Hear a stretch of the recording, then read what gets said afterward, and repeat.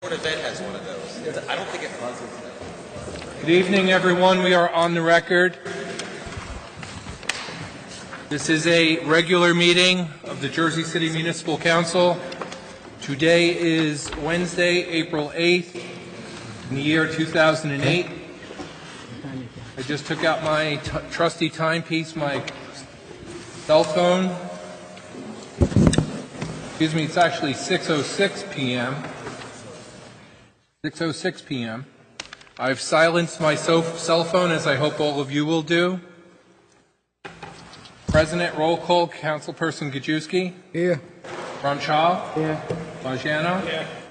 Yun. Here. Osborne. Here. Coleman. She's not here. Okay. We know if she'll be here tonight? I saw. Don't know. Okay. Counts. Okay. Can you check on her? Councilperson Rivera. Here. Councilperson Waterman. Here. Council President. Here. Okay, we have 8 members present at 6:06 p.m. Would everyone kindly rise to observe a moment of silence?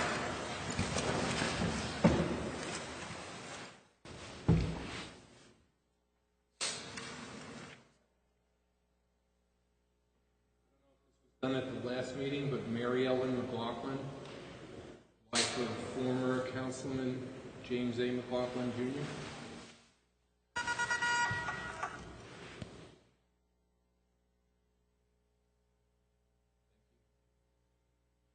Please standing for a salute to the flag. Pledge allegiance to the flag of the United States of America and to the republic for which it stands, one nation, under God, indivisible, with liberty and justice for all. Thank you very much. On behalf of the Municipal Council, in accordance with the New Jersey Public Laws of 1975, Chapter 231, the Open Public Meetings Act, better known as the Sunshine Law, adequate notice of this meeting has been provided by posting on the bulletin board of the first floor of City Hall the annual notice, which is the schedule of meetings and caucuses of the Municipal Council for the calendar year 2015. It was posted on Wednesday, November 26, 2014. In addition, at the time of its preparation, the agenda of this meeting was similarly disseminated on Wednesday, April 1st. Rob would like to One second, Councilman. And I'm going to record Councilwoman Coleman's attendance.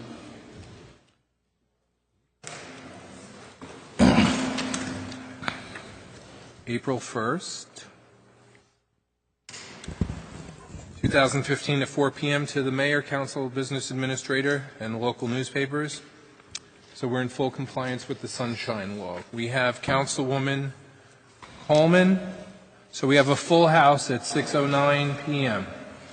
Robert, motion to add Z8 and Z9 to the agenda. We have a motion by Councilman Rivera. Can we? This is to add resolutions 10Z8, 10Z9. 10Z8 and 10Z9 to the agenda.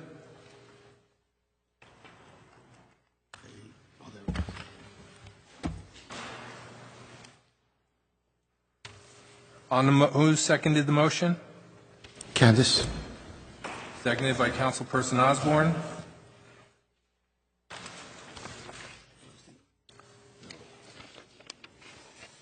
To add resolutions 10Z8 and 10Z9 to the agenda, they are on the printed agenda. Councilperson Gajewski. Aye. Ramchal. Aye. Bajano. Aye. Yun. Aye. Osborne. Aye. Coleman. Aye. Rivera. Aye. Waterman. Aye. Lavaro. Aye.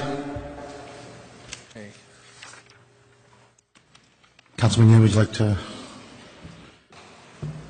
Councilman Yin, you want to defer to Z9? G1? Z9? G9. Robert, I'll make a motion to defer to Z9. Excuse me just one second. Second.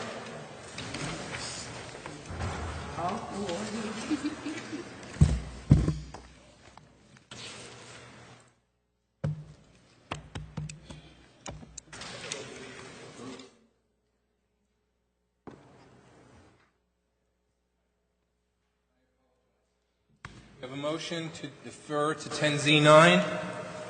Yes. Yes, I make a motion.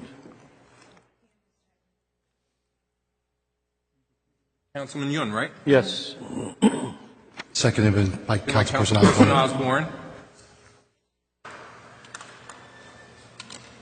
On the motion, Councilman Gajewski? Aye. Ramchal? Aye. Bajano? Aye. Yun? Aye. Osborne? Aye. Coleman? Aye. Rivera? Aye. Waterman? Aye. Lavaro? Aye. Okay, let me read the title. Council members, if you'd like, I'll read the resolution into the record.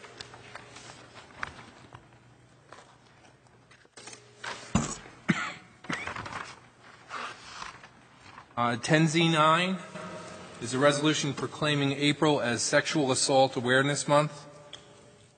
Council offered and moved adoption of the following resolution. Whereas sexual assault is an intolerable, violent crime with public health implications for every person in the city of Jersey City as a victim, survivor, or as a family member, significant other, neighbor, or coworker of the victim, survivor. Whereas no one person, organization, agency, or community can eliminate sexual assault on their own. We must work together to educate our entire population about what can be done to prevent sexual assault, support victim survivors and significant others, and increase support for agencies providing services to victim survivors. And whereas Hudson Speaks has led the way in the city of Jersey City in addressing sexual assault by providing 24-hour hotline services to victim survivors and their significant others, responding to emergency calls, offering support and comfort to those impacted by sexual assault during medical exams, criminal proceedings, and empowering those impacted by sexual assault to chart their own course for healing. And whereas ending sexual assault in the city of Jersey City must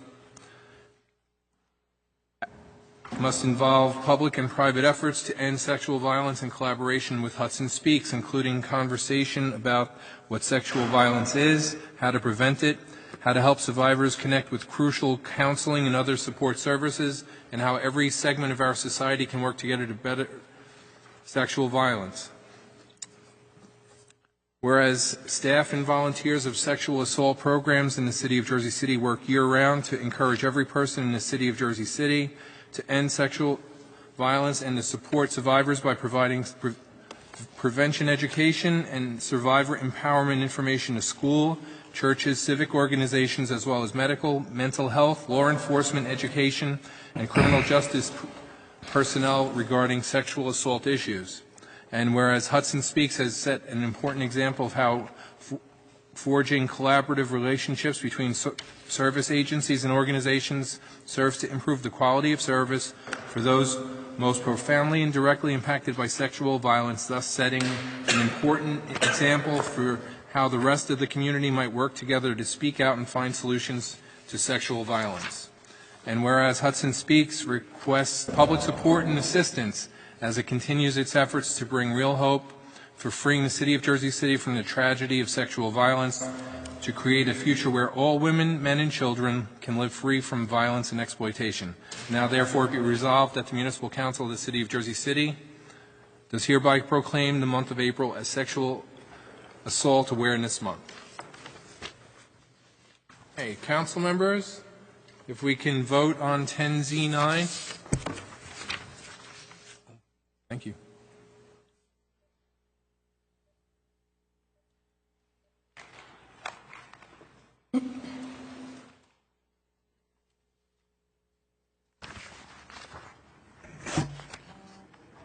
Hang on 1 second, please.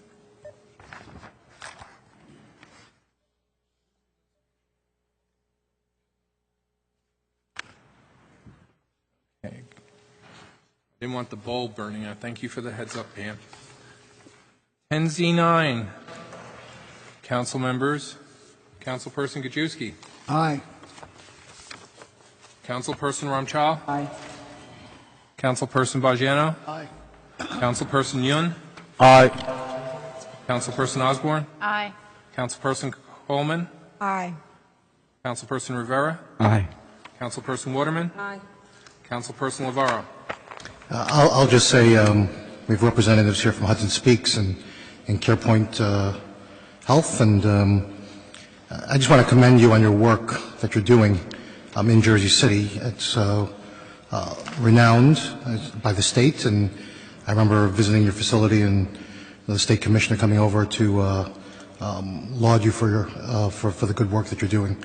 And I think for men in particular, the sexual assault in our communities, in our neighborhoods, it's something that I think most men don't realize how close to home it is, because there's a woman, whether it be a relation, a wife, a friend, close friend, that's probably been afflicted by sexual assault in some way. And so thank you for your good work, and I vote aye.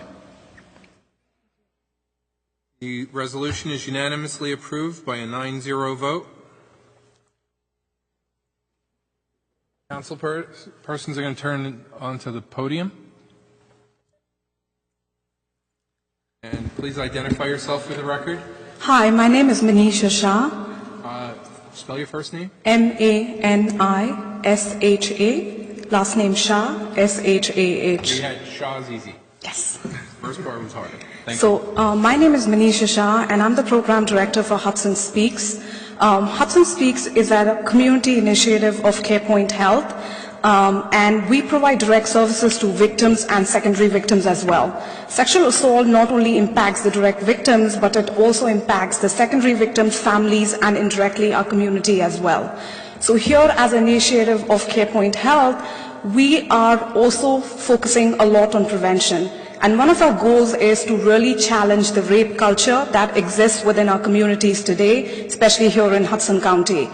Our goal is to create a safer environment, an environment where young minds can actually challenge the rape culture, but also provide victim-centric and trauma-informed services to victims as well.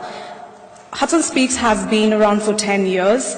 And I've had multiple community members and as volunteers who actually respond to Hoboken Hospital and Christ Hospital on a 24/7 basis. I really want to thank the city of Jersey City today for really rallying behind this so important issue, and I really hope that we can bring more awareness to this issue through different community initiatives which Hudson Speaks through CarePoint is undertaking this month. I will send to City Council again a calendar of events that we are undertaking to bring awareness to this issue. Thank you. I'd like to ask one question. Sure. I'd like to know, do you provide support services? Because I couldn't hear all that you were saying. Do you provide support services for victims of sexual assault? Yes. So we have unlimited free confidential individual counseling services. We also have our support services support group called Voices of Strength, which runs throughout the year. We also help survivors through material assistance. We accompany them to police stations, to law enforcement, to special victims unit, to courthouse. We also work with secondary victims. As I said, it's not only the primary victim, but families and communities also feel very tormented because of this heinous act. So yes, we provide supportive services, but yes, we also, our ultimate goal is to stop the violence before it happens. So we are focusing a lot on primary prevention. Thank you. Excuse me, do you take volunteers? Yes, we have. How can they get in touch with you? So I will leave my business cards here. We train them. They are known as confidential sexual violence advocates. They are bound by confidentiality.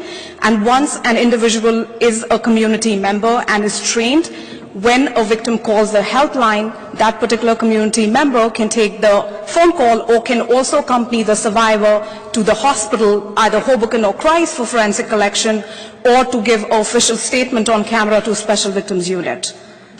Okay, leave us your card. Can I ask Yes. questions? Yeah. Yes. As I understand, CarePoint is the one actually provide sexual assault victim treatment, correct?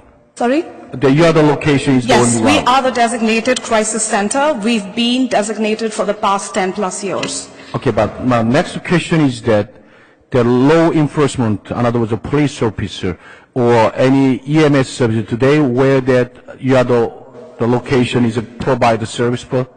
We are frankly working on that. The Special Victims Unit, which actually conducts the formal interviews and investigates sexual crimes is aware of Christ Hospital and Hoboken being the forensic collection site. But let's say if a victim just walks into a PD and says it might not be true. So it is on agenda this year to actually do training for police departments. It's not only Jersey Police Department, Hudson County. Yes, we are designated for Hudson County. We'll focus on Hoboken, Bayonne, and Jersey City for now, and slowly branch off to other local PDs as well. Okay. Actually, you just reminded me of a question, Councilman. And I remember when we were having the EMS contract that there was a question about the coordination of services with EMS. Is that going well, and with regard to the city and the EMS services? Yes, as a designated crisis center, we are committed to serving the community.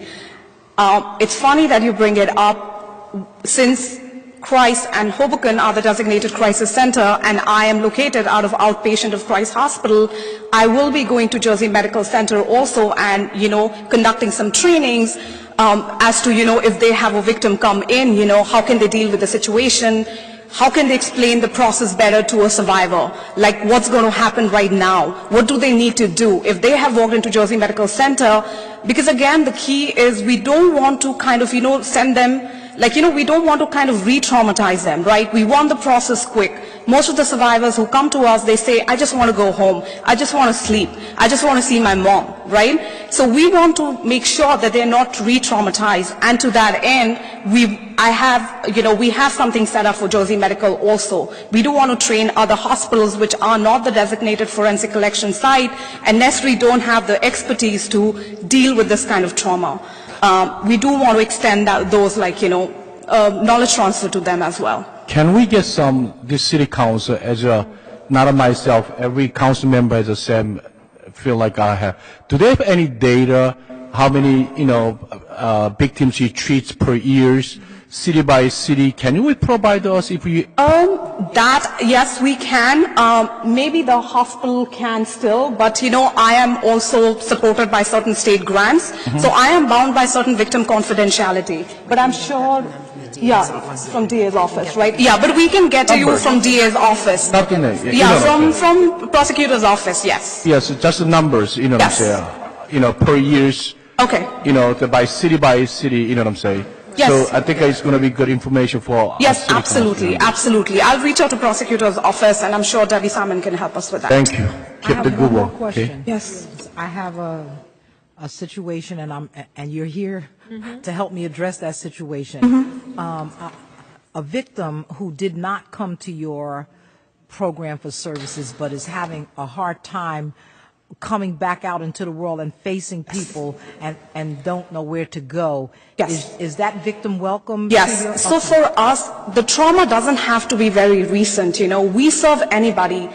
We do have, unfortunately, a big population who says, I'm a childhood survivor actually, and now I'm coming to terms with it. I want to talk about it now. I'm ready to heal now. Again, healing from a trauma like this is a journey, and we are ready to welcome them whenever they are ready. We just can't push them and say, it just happened and now you have to get a closure, you have to seek services right now and fix it. No, we don't have any timeline. All our services are free, confidential. They're most welcome to come to support group. If they want individual counseling or if they just have random questions, we will just answer them.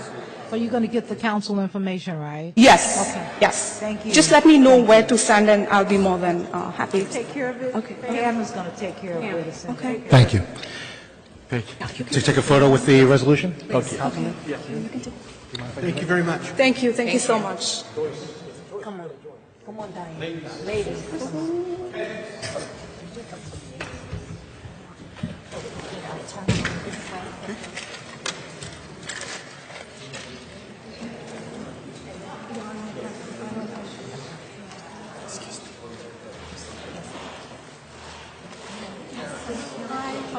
Nice to meet you.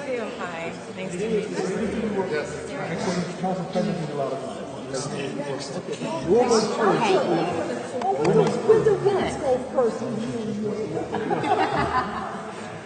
When you go, oh.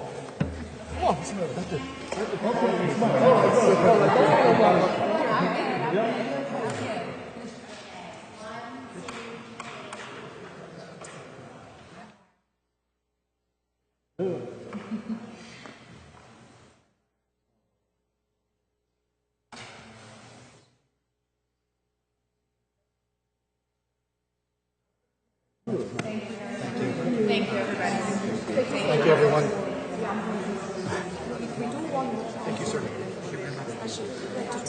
Okay, council members, while you're coming back to your seats, I'll save us some time and start reading the titles of the first reading ordinances into the record. 3A, City Ordinance 15047, is an ordinance amending Ordinance 03061 to authorize the imposition of environmental deed restriction on Block 23103, Lot 23, more commonly known as 271, 285, Martin Luther King Drive, the Cunningham Library. 3B, City Ordinance 15048, an ordinance of the Municipal Council of the City of Jersey City adopting amendments to the definitions and supplementary zoning regulations of the Land Development Ordinance. 3C, City Ordinance 15049, is an ordinance of the Municipal Council of the City of Jersey City adopting amendments to the Powerhouse Arts District Redevelopment Plan Rehabilitation Subdistrict. Council members, are you ready to vote on first reading ordinances 3A through 3C? Yes. Question Start from with you, Councilperson Council. Osborne. I actually have a question for Corporation Council. Corporation Council. Why don't you come to the podium while you're standing, Jeremy? It's easier. Come to the podium. So we're introducing an ordinance that has amendments to the Powerhouse Arts District Redevelopment Plan, and we've had some conversations. Yeah, go ahead and come on up. We've had some conversations about making amendments, and I just don't know. Do I need to call to make those amendments, or are they included in what the council received? I would have to know specifically which amendments, but some of them I think that you've talked about are included. The setback on the top floor. The setback specifically on the top floor? Yes, they were included. Yeah. They were included. I was absent from caucus. They're highlighted in gray. Oh, okay. Your amendments. Yep. That's it? Perfect. Okay, from the top, Councilperson Gajewski. Aye for introduction. Ramchal. Aye. Fagiano. Yun. Aye for introduction. Osborne. Aye for introduction. Coleman. Aye. Rivera. Aye. Waterman. Council President. Aye. We have a 9-0 for the introduction of 3A through 3C. Council members, members of the public, second reading ordinances.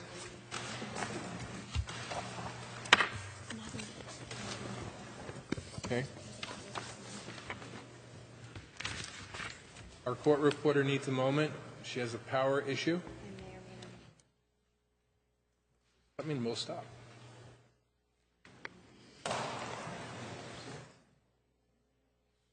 Ready? Okay, council members, item 4A, members of the public. Item 4A is City Ordinance 15049. It's an ordinance amending and supplementing Chapter 304, Taxation, Article 5, Hotel Occupancy Tax, to include 304-27.2 definitions. It's a public hearing on the ordinance. Are there any members of the public wishing to be heard? Yvonne Bolser. I don't know if you're talking about the definitions or this ordinance itself, but the reason why I'm up here is that I had a house in which I rented an apartment. And what's the difference between renting an apartment to someone who's going to be there maybe a year and someone's going to be there perhaps maybe a week? They're still your tenant. My biggest concern is that this will translate down the road of a special tax for people who are homeowners. We're going to amend it, and we're going to pay a tax to the city. I had a friend in Manhattan who rented her apartment to a business group. It was their business group entity, but different people would stay in her apartment at different times. But she did rent it to an entity. So the issue I have here is that we're doing something that defines one group of people in the city who's renting to tourists. But how is that any different from me renting from someone for my apartment? It really is the same thing, except that the duration time. My biggest fear is we're going to amend this and we're going to start giving a tax to people who have a 2 or 3 family house. So I don't like how this is being done. there's a difference between a professional hotel and there's a difference between someone renting in their own home. It really is, especially if they live there. If I decided to have a home with a two-family house, I would be very much concerned that the city may go after me for taxes down the road, because these things could be easily amended down the road. So I just have a problem with this. And I happen to know for a fact that in Newport takes some of the apartments and they rent it out to the colleges, and the colleges have students living there. We can say that's a hotel. Are we going to tax the colleges when they use it as a dorm? It's one of these, kind of gray areas. Because the city has always used it. I mean, this is my concern. You took our water money that did not belong to the city. It belonged to people who overpaid the water. So I have this big fear down the road. You're going to amend this. You're going to amend this and start to include people homes with the two-family houses, because it's extra money to the city. Mrs. Balser? Yes. This will include, not one of the aspects says, but is not limited to an apartment, hotel, bed and breakfast, motel, inn, boarding house, rooming house, condotel, a home, apartment, house, condo, or dwelling, irrespective of whether there is a permanent resident residing in the building, and any other sleeping accommodations that are available to the public on a transient basis. Okay, so it's limited now, I'm trying to say. I'm bringing up the issue of the water bill. You took my water that should not have gone to the city, That's an apple, we're on oranges now. Well, they're both fruit, Mr. Byrne. Thank you very much. Thank you. They don't grow in the same climate, though. Next. But Good evening. Good evening. I'm not on any list, but is that okay? Yeah, it's if you're okay. going to speak on the hotel occupancy tax, Just raise the microphone up. list. Okay. But you have to confine yourself to this ordinance if you're speaking. Absolutely. What is your name? My name is Jarl Hogedal. H. I'm going to need help. Wait. Start over again. H-A-U-G-E-D-A-L. That's the last name. Oh, well, The first name is Jarl, spelled with a J, pronounced with a Y. J. A-R-L. Like Carl Got you. with a J. Okay, start with your first name first. Sure. So my name is Jarl, and I own a company that's called Can you NY. just pull the mic up to you? Yeah. I own a company that's called NYCJC Guest Suites. We started in 2008, and we have brought probably about 200,000 Europeans to Jersey City. And back in the days when we started the company, there was no hotel-motel occupancy tax added to these corporate apartment rentals. And we were working with the city back in the days saying that this is a great thing for the city because you can bring in extra tax where we bring tourists and we are almost a hotel, but each apartment where we are giving units to tourists, they have a kitchen as well. Now, the tourists that we brought in spent a lot of money in Jersey City. They shopped here. They spent money at the mall, in local stores. So they brought in a lot of extra money for the city to generate, more visitors, more public awareness of what's going on in Jersey City. Now, NYCJC's opened the doors for many other companies. Now, today, there's probably about 10 of these companies that have started since we started up in 2008.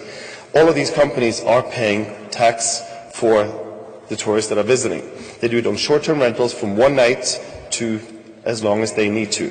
And I think that's a great thing that they are doing this. This should be done. This is almost a hotel business, but it is not a regular hotel service. Most of the guests that are coming in these apartments spend money in Jersey City. Compared to a lot of the hotels on the waterfront, they take the subway right across and spend most of their money in Manhattan.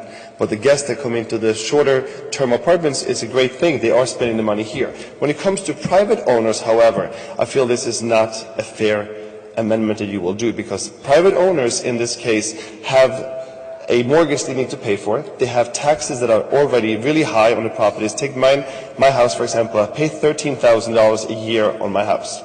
I have one apartment there that I can rent out to guests or visitors coming in.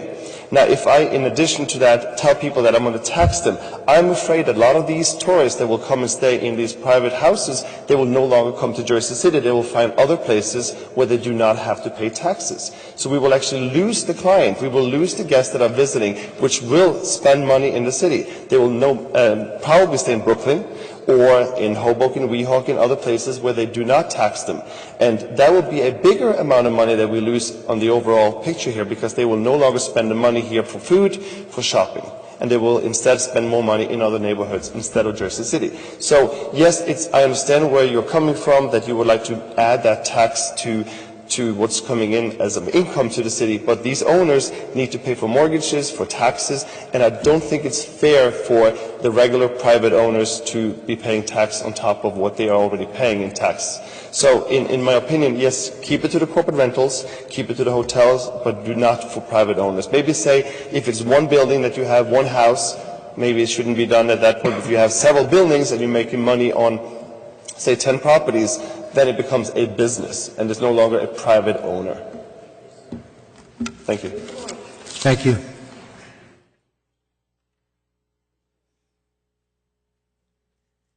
Daniel Sicardi. This legislation is basically to prevent an Airbnb situation from happening in Jersey City the way it's happened in Manhattan. When you go and you register into a hotel, you're protected by certain laws and regulations which the city establishes that protects an individual when they rent a room in a hotel for a day or two or a week or however long they're going to stay. When you have an apartment or you have an apartment building and a person leases or sublets an apartment, the more transient the individual is that's staying in that apartment, the more it affects the other people that are in that apartment. That was the big weakness of the whole Airbnb thing. When a person had an apartment and was paying $1,000 a month or $2,000 a month in rent, in, let's say, Manhattan, for an example, what could happen would be that one individual could rent out that one-bedroom apartment during specific periods of time for as much as $500 a day. And a lot of them do it. And those are regular apartments, and those people that are staying there are transient completely, and you don't know anything about what type of an individual that person is or what kind of business is going to be conducted in that apartment while that person is there. There are no protections like there are when you are in a hotel. There are no ramifications if that person breaks any of the regulations because they don't exist. I'm not really in favor of allowing people to operate in the Airbnb philosophy at all. I'm an individual homeowner. And when I think of some of the friends that my daughter has had staying over the house for a week or two from Canada or England or Switzerland or London, and I think of the fact that I could have charged them money, I scratch my head and I go, maybe I should have thought of that. But the fact of the matter is that as it stands now, the regulations which are going to be imposed on apartment buildings and anything short of a one-family house is fine with me completely, and I'm totally in favor of it. The only question I have about the legislation is if Danny decides that he's going to rent out like the back bedroom where my daughter used to sleep, who's going to find out? And how is the city going to guard against that happening? Because as far as I can see, there's nothing that's going to enable them to do it. So, you're going to have legislation that's not going to be, enforced in any fashion at all, unless it's strictly going to be targeted in the area of multi-unit dwellings, like apartment buildings, and that's it. Thanks. Thank you. Hello, my name is Carolyn, C-A-R-O-L-Y-N. My last name is Columbaris, K-O-L-O-M-B. A-O-L? K-O-L. A-O-L. O, M as in Mary, B as in boy, A-R-I-S. Columbaris. Columbaris. I'm the owner and operator of a rooming house in Jersey City. Several years ago, the city did want rooming houses to be taxed, and then it was rescinded. I see now that in this ordinance, a rooming house shall be considered a hotel. because it does offer sleeping accommodations on a transient basis. I'd like to know what would transiency be considered according to this ordinance. The state considers someone to be a transient if they reside 90 days or less. I do pay sales tax to the state of New Jersey, but not on individuals who have resided 90 days and over. When this law was previously implemented, I was taxed on my gross. I had no deductions for 90 days and over. Also, this afternoon I was viewing Airbnb listings, and there's one individual in Newport who's charging $75 a night, $480 a week, and it does say what guests, what their access is and the interactions she will have with guests. Another one, also in downtown Jersey City, great views of the Statue of Liberty. She's $500 a week, also mentions guests. And my most favorite of all is the one that's right on the waterfront, balcony overlooking the water, $939 a week. That's roughly $46,000 a year. My net for my rooming house is not $46,000 a year.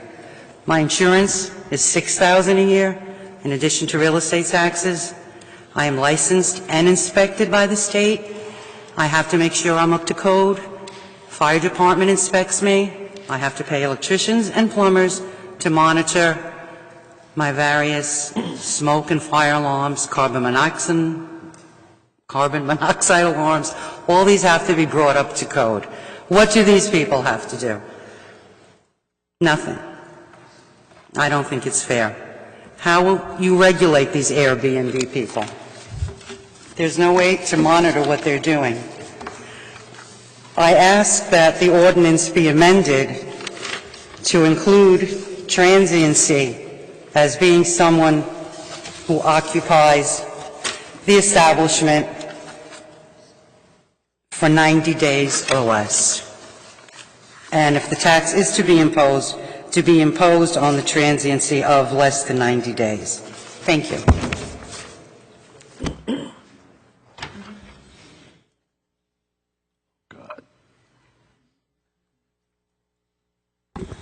Jason Berg. Hold on one second, Jason.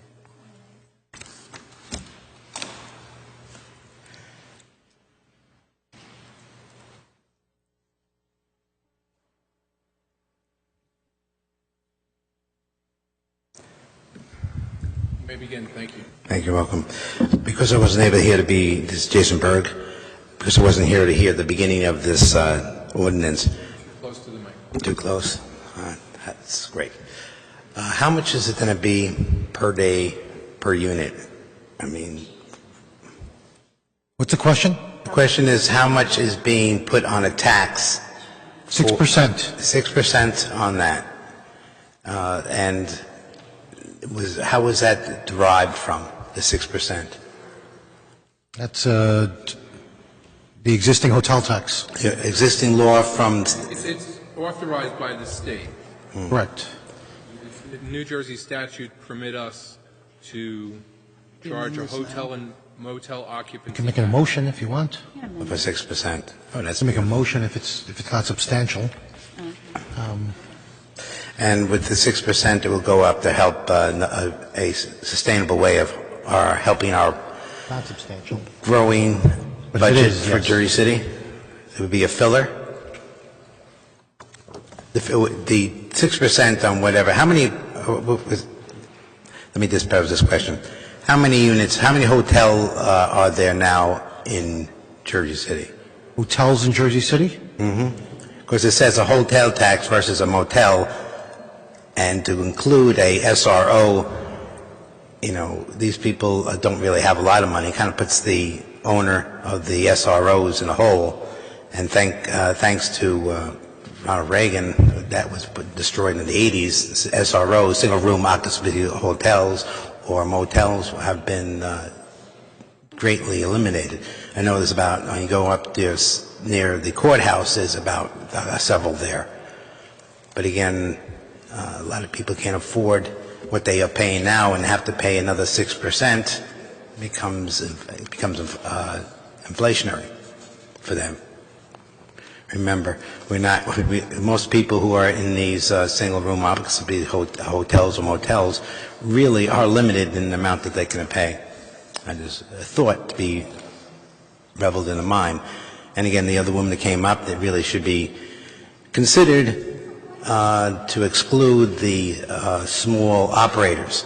Now, my sister, God rest her soul, actually predicted back in the 90s that there would be a big boom with the hotels and the influx of business and revenue for the city. But it really should be reflecting on the corporate chain and not the mom and pop shops in the city. So, I mean, if it is not considered, it should be, or if it is not in there, please put that in there. So, again, people who are small business operators are not being put out of business. I mean, the whole point of capitalism is competition, yet the bigger you are, the more you can afford. The smaller you are, the least you can afford. So we really have to think about the small guy, because 80% of American business is based on small enterprises. And without small enterprises, the backbone of America is in a decay. Thank you very much. President, let me ask Corporation Counsel. We have another speaker. Okay. Can we close the public hearing? Second. Wait, who made the motion? Joyce.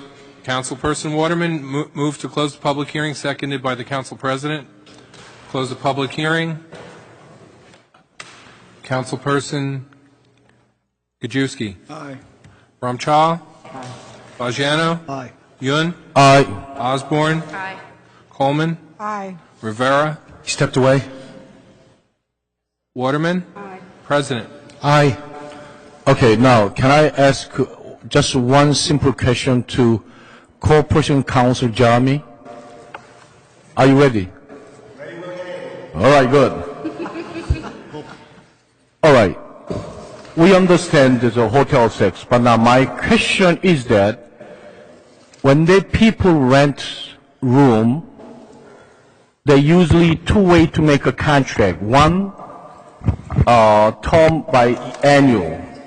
But also step to New Jersey, when you lease or rent some place, the month to month, which means 30 days. Then one guy come from somewhere outside the country, they want to rent a room, XYZ house, they're going to make a lease agreement, month to month. That's the case. That person have to pay hotel tax, yes or no? I mean, so that you raise an interesting question. What we did with this ordinance is we mirrored the state policy. So we'll follow their guidance on how they would recommend treating that situation. Without knowing the particulars involved, on a situation like that where it's a month to month, but the person has demonstrated an intent to be a resident, which there's a whole standard for, they would be treated like a resident and they wouldn't get taxed hotel tax. But if you have a property that's month to month and it's a different person every month, then when our people look at it, they're going to look at it and say this is a transient use, and if the state rules permit it, they're going to assess a hotel tax. So, in other words, I understand there's some confusion about how this works, but I want to be clear. This is in no way, shape, or form an attempt to tax or hurt residents of Jersey City. This is specifically being done to ensure that anyone who's coming in to the city for a transient use, benefiting from all the great things that Jersey City has to offer that we all as residents pay for, just pays their fair share. That's all. Yes, I understand. And also, one of the gentlemen bring up the issue, if we charge a hotel tax for the small units like a small house, so they believe that they can compete based on price for other place, other town. But when I look at it, that's not a good argument. I agree. Yeah. So even though small business owners still have to collect the sales tax, doesn't matter it's big chain store, they still have the collections, sales tax, you know what I'm saying? And certainly, a small one-unit situation, whatever, is going to be cheaper than the other options, which is the real reason why people are using this option. And it's a great option for that. Yeah. So they'll be able to compete. Bob, I'd like to make a motion that this ordinance be amended. I don't know if Councilman Young was finished. Oh, you finished, Mike? Yes, I'm finished then. I think this ordinance should be amended. I think houses and rooming houses should be taken out of it. I mean, it's unenforceable, first of all, and there's just too much in it.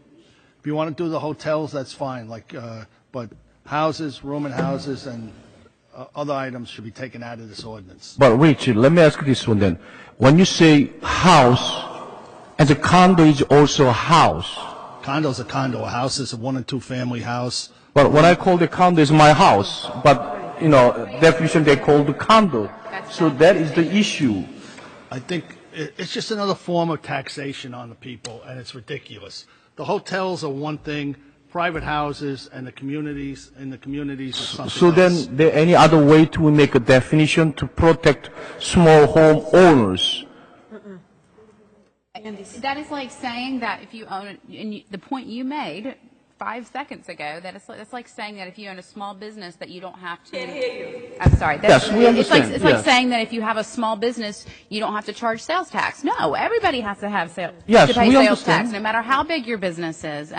It is not right to favor one group of people over another. So you can't say, well, if it's a single-family home, we won't make them charge a sales tax to their guests, but if you live in a condo, we do make you charge sales tax to your guests. That's not fair. It doesn't make any sense. But eliminate the condos. We can't favor one group over another. You know what, actually, the Candace Osborne is right. You see, if we not charge a sales tax, actually, we collect. We collect. So, I agree with you.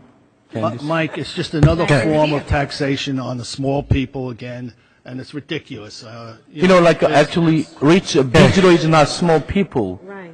Council members. Owns a 1 and 2 family house is a small person. They may rent it out once or twice during the year, and then making them pay taxes on it is ridiculous. That small owner is not pay. The Bidro is paying. Okay, folks. Vote for it then. So let me just Councilman Boggiano has a motion on the table to delete. No second to the motion. Is there a second to the motion? No. Hearing none.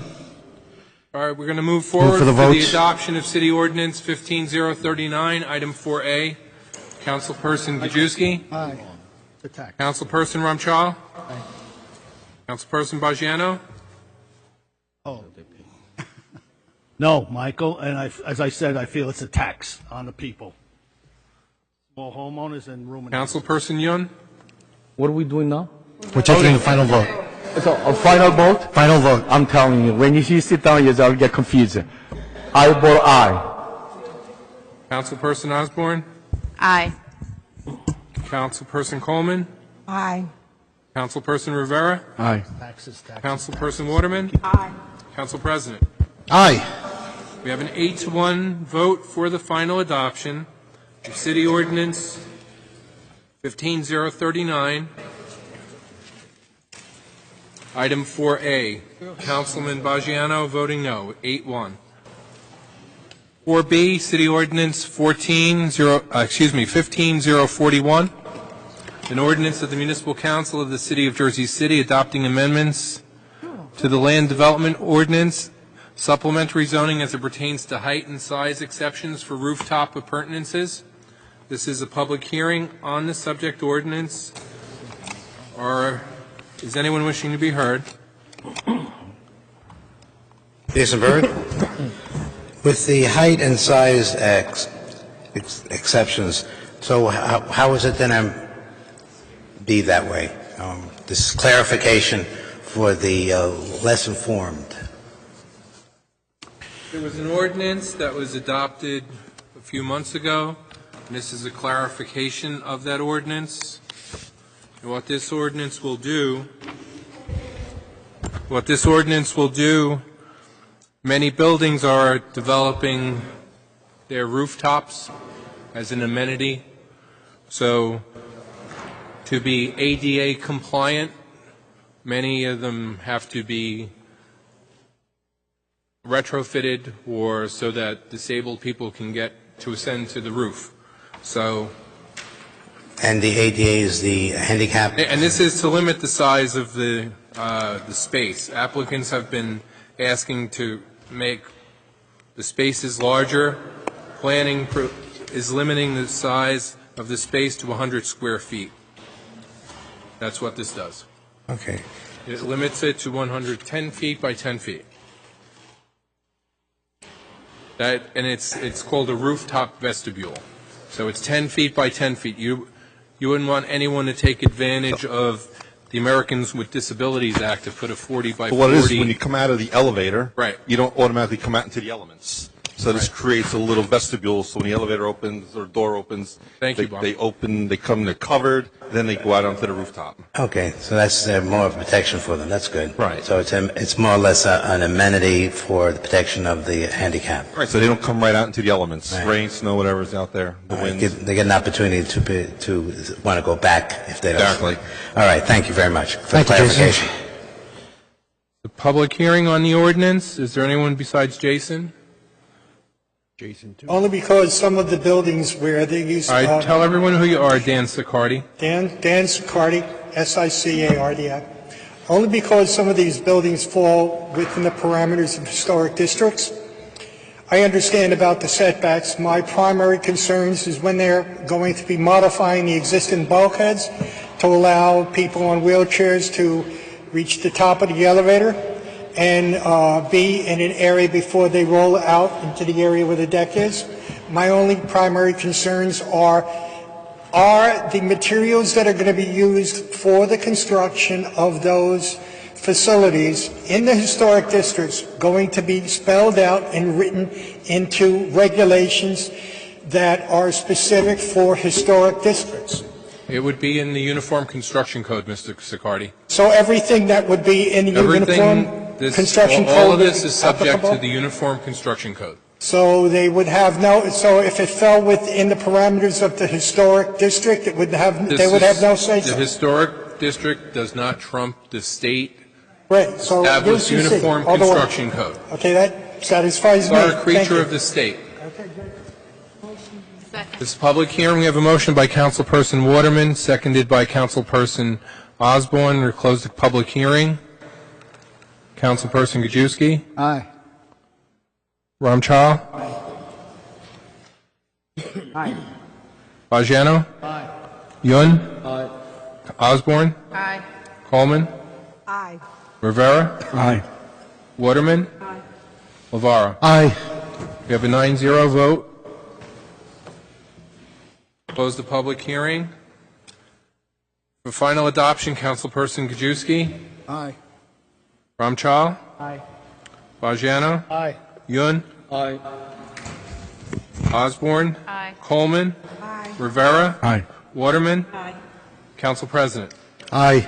We have a 9-0 vote for the final adoption of item 4B, City Ordinance 15041. We have 4C. 4C is City Ordinance 15042, an ordinance of the Municipal Council of the City of Jersey City adopting amendments to the Land Development Ordinance, R3 Multifamily Mid-Rise District to allow ground floor retail on certain lots. This is a public hearing on the ordinance. Motion. Are there any members of the public wishing to be heard? Oh, Jason, come on. Hi, Jason Berg. With the R3, now, to clarify, a multifamily, how many is that? Like 3 or more? What's the question? To Corporation Counsel? The multifamily, would it be 3 or more units, 4 units? What would be the cutoff point? Yes. So, all right. And with this, would this go through the entire city and be part of the city's zoning program? Which one are they talking about? This is Puccini. This is this amendment was initiated to include ground floor retail in the plans for the Puccini site. The planning staff is recommending that the R3 district citywide come up with the proposed amendments. On quarter lots, allowing with retail more than on the 50 first feet floor of of the frontage. development. That's So to answer your question, yes, it applies for R3 citywide. and I don't know what Robert, you said something about the Lucci plan? Well, that's what initiated it, but this will amend the R3 multifamily mid-rise district where there is 50 feet of frontage on corner lots, so 50 with more than 50 feet of frontage on corner lots. There are limited lots which meet these standards, so.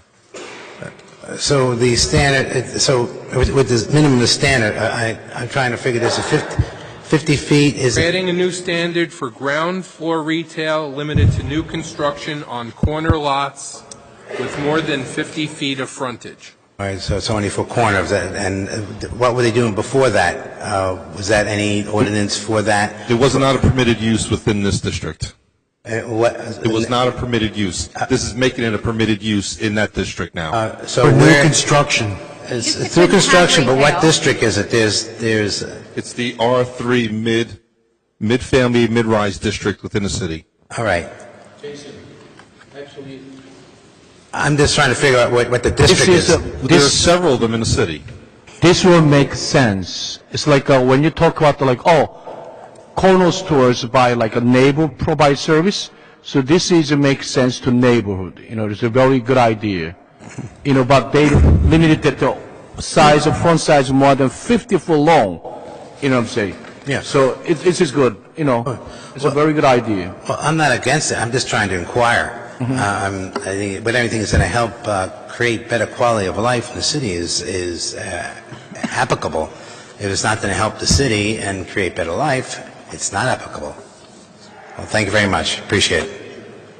Thank you, Chase. this is a public hearing on the ordinance. We have a motion by Councilperson Waterman, seconded by Councilperson Osborne. Close the public hearing. Councilperson Gajewski? Aye. Councilperson Ramchal? Aye. Councilperson Bajano? Councilperson Yun? Aye. Councilperson Osborne? Aye. Councilperson Coleman? Aye. Councilperson Rivera? Aye. Councilperson Waterman? Aye. Councilperson Lavaro? Aye. We have a 9-0 vote to close the public hearing.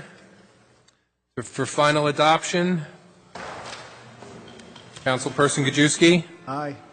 Councilperson Ramchal? Aye. Councilperson Bajano? Aye. Councilperson Yun? Aye. Osborne? Aye. Coleman? Aye. Rivera? Aye. Waterman? Aye. Lavaro? Aye. We have a 9-0 vote for the final adoption of City Ordinance 15042, Item 4C.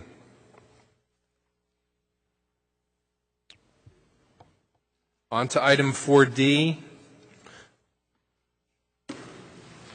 4D is an ordinance of the Municipal Council of the City of Jersey City adopting amendments to the Village Redevelopment Plan to permit townhouses. Motion. This is a public hearing on the ordinance. Are there any members of the public wishing to be heard? Motion. Second. Council President, seconded by Councilperson Osborne. Close the public hearing. Councilperson Gajewski? Aye. Ramchal? Aye. Bajano? Aye. Yun? Aye. Osborne? Aye. Coleman? Aye. Rivera? Aye. Waterman? Aye. Lavaro? Aye. We have a 9-0 vote to close the public hearing. For final adoption, Councilperson Gajewski? Aye. Ramchal? He said aye. I didn't hear him, sorry. Councilperson Bajano? Aye. Councilperson Yun? Aye. Councilperson Osborne? Aye. Coleman? Aye. Rivera? Aye. Waterman? Aye. And Council President. Aye. We have a 9-0 vote for the adoption of City Ordinance 15043, item 4D on tonight's agenda. Moving forward to item 4E, City Ordinance 15044. It's a franchise ordinance granting permission to public storage, its successors and assigns, to make improvements in the 1st Street, 2nd Street, Provost Street, and Warren Street right-of-way adjacent to the property located at 124-142 1st Street, also known as Block 11503, Lot 1, on the tax maps of the City of Jersey City, New Jersey. This is a public hearing on the ordinance. Are there any members of the public wishing to be heard? This is public speaker. Oh, no. Motion. We have a motion. I'm going to take Councilperson Coleman's as the motion. We have a second. Was Rivera? Seconded by Councilman Rivera to close the public hearing. Councilperson Gajewski. Aye. Ramchal. Aye. Bajano. Aye. Yun. Aye. Osborne. Aye. Coleman. Aye. Rivera. Aye. Waterman. Aye. Lavara. Aye. We have a 9-0 vote to close the public hearing for the adoption of City Ordinance 15044, item 4E. Councilperson Gajewski. Aye. Ramchal. Aye. Bajano. Yun. Aye. Osborne. Aye. Coleman. Aye. Rivera. Aye. Waterman. Aye. Lavara. Aye. We have a 9-0 vote for the final adoption of City Ordinance 15044, item 4E.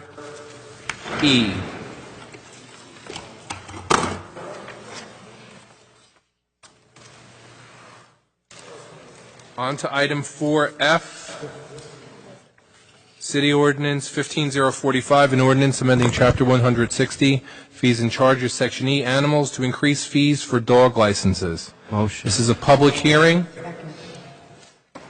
on the ordinance. Are there any members of the public wishing to be heard? Here's Jason. With the last statistic, You won't need to be licensed. I didn't hear that one. Must, Okay, you can continue. Good. right. I didn't hear it, so it doesn't apply. Didn't count. All right, nothing counts, but everything does. With the increases, how many, this is a statistic, how many animals, dogs, do we have in New Jersey City besides people? Sorry. How many, question is, how many dogs were registered in Jersey City last year? I'm just asking how much was the revenue and how much is the increase? I don't have that answer. We don't have that answer for you. All right. I'm sorry, I'm anal with that. Okay, you can get that another time. Hey, it could be good for posting questions that weren't answered at the council meeting. That would be a nice repo. Okay, thank you very much. And that's and what is it going to be going up to? It's a minimal fee. What was $5 and you got it? Increases for neutered dogs from $8 to $10, for unneutered dogs from $12 to $20. The 3-year license, that's for the annual license, the 3-year license increases from $20 to $25 for neutered dogs, unneutered dogs from $30 to $50, and that's it. All right. Thank you very much for clarification. Thank you very much again. William Doherty, 36 Welcome back, Kennedy William. Yeah, I just have one point to make on this business dog license, and they should go up. I don't speak for all the dog people. I don't own a dog. Okay, at any rate, they walk all over the city. Dogs poop all over. What it costs the city to clean up dog poop and stuff like that, and they bite people and everything. And the dog owner, you know, a lot of them, they don't care, you know. So a dog owner the city needs this revenue, only to compensate for the obnoxious dog owners at the cost of the city money. I appreciate it. Thank you much. Thank you. Oh, wait, we have speakers. We have speakers. The only thing that I want to suggest is the fact that there are a couple of facilities within the municipality that rescue animals, like dogs and cats.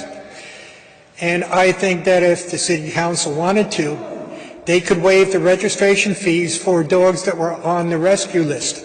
So that if a person went to a facility and rescued a dog from one of the animal shelters, they could waive that fee, which would mean that the individual could get a pet, and that pet would leave the animal shelter at no cost, other than the money that they normally give to the shelters when they adopt. And that could only have to cover the first year of the adoption. But if that was added into the legislation, it would give an additional incentive for people to adopt animals. That's all. It's a good idea. Yeah. Motion. Wait, we got another speaker?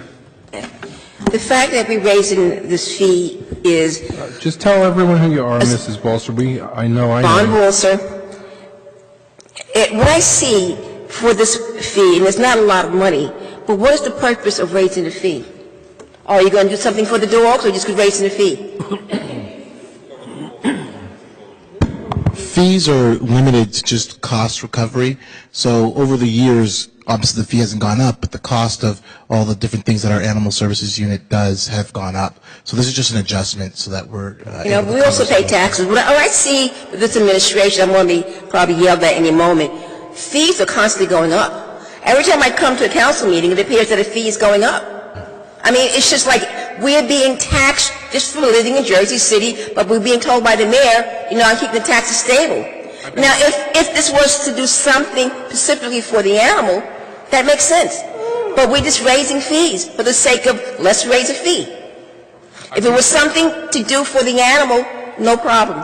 Especially for the animals that, maybe animals that are sick, or maybe take the money to neuter some animals for people. But just to raise a fee because you got people by the throat, no.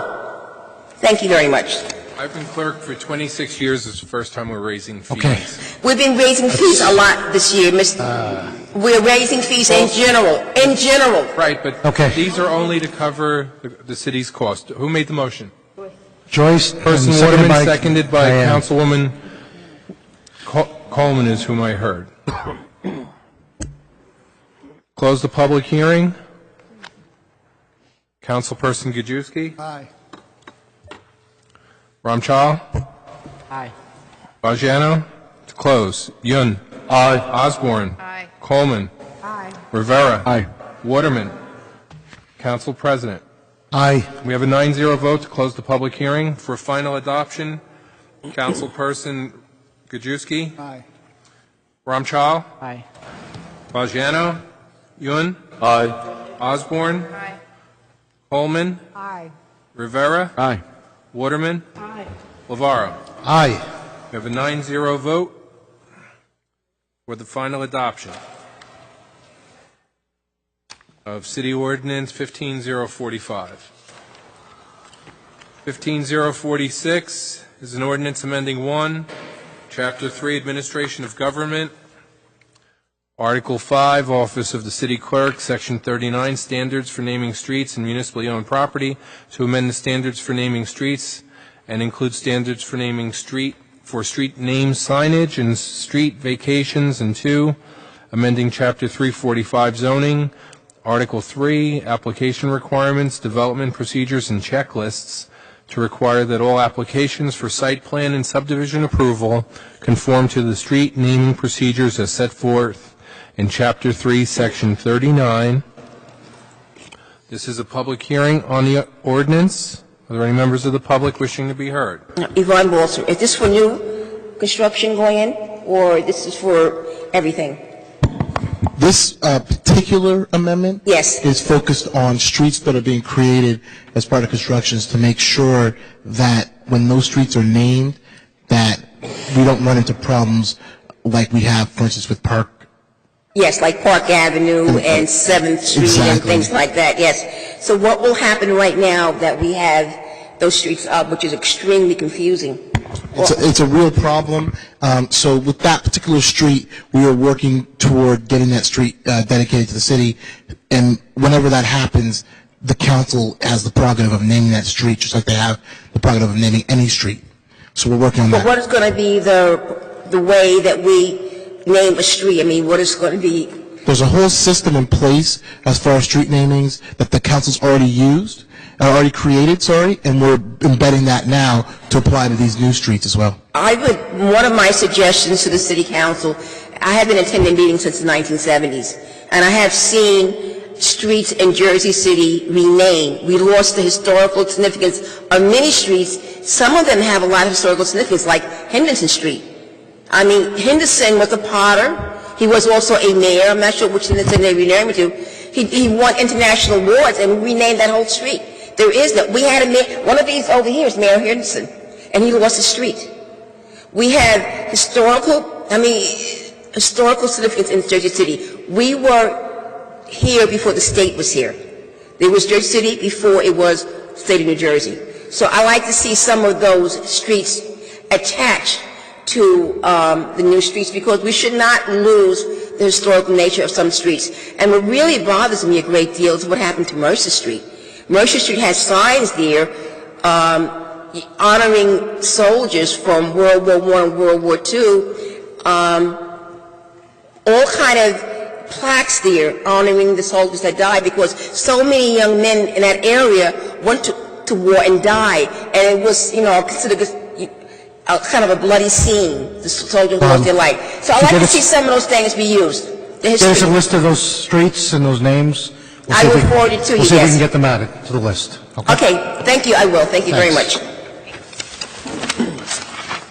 We have a motion by Councilman Waterman. Hey, Jamie. Good evening. Good evening. When I first got elected to the city council, we had a battle with Newport, because Newport wanted to take away the name of Pavonia. I think the last city council allowed them to do that, so that when you came into Pavonia, you would see Newport Pavonia. Now, I'm a purist when it comes to naming streets. They took Pavonia out of there. That's the loss, as far as I'm concerned, to the historical culture of Jersey City. Pavonia goes back to the Pavonia Indians, who were here hundreds of years before we came. So I just am a little concerned that we lost some of our own historical culture when Newport was allowed to remove Pavonia from its title. Thank you. Second. We have motion by Councilperson Waterman, seconded by the Council President. Close the public hearing. Councilperson Gajewski. Aye. Ramchal. Aye. Fajano. Aye. Yun. Aye. Osborne. Aye. Coleman. Aye. Rivera. Aye. Waterman. Aye. Aye. Council President, thank you. We have a 9-0 vote to close the public hearing for final adoption. Before we Before we vote. can I just make one small comment? This council stopped changing the names of streets. This council. It didn't happen until we got voted into office that we felt that it was a terrible disadvantage of changing the names of streets to go behind families' names or personal reasons or whatever. Now streets are dedicated, which means they keep the same name that they had already, and there's a dedication for a family or a victim or whatever on that street, which means you can put more than one dedication on the same street. Orient Avenue, for instance, could have a dedication on Bergen, a dedication on MLK, a dedication on Ocean, but the street stays the same.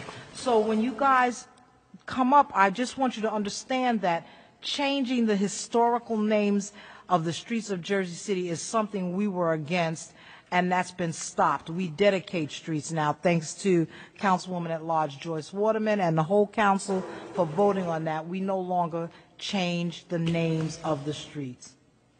Thank you. Thank you. Thank you. Okay, council members, let's take it from the top. Councilperson Gajewski. Aye. Aye. Ramchal. Aye. Bajiano. Aye. Yun. Aye. Osborne. Aye. Coleman. Aye. Rivera. Aye. Waterman. Guevara. Aye. We have a 9-0 vote for the final adoption of City Ordinance 15046.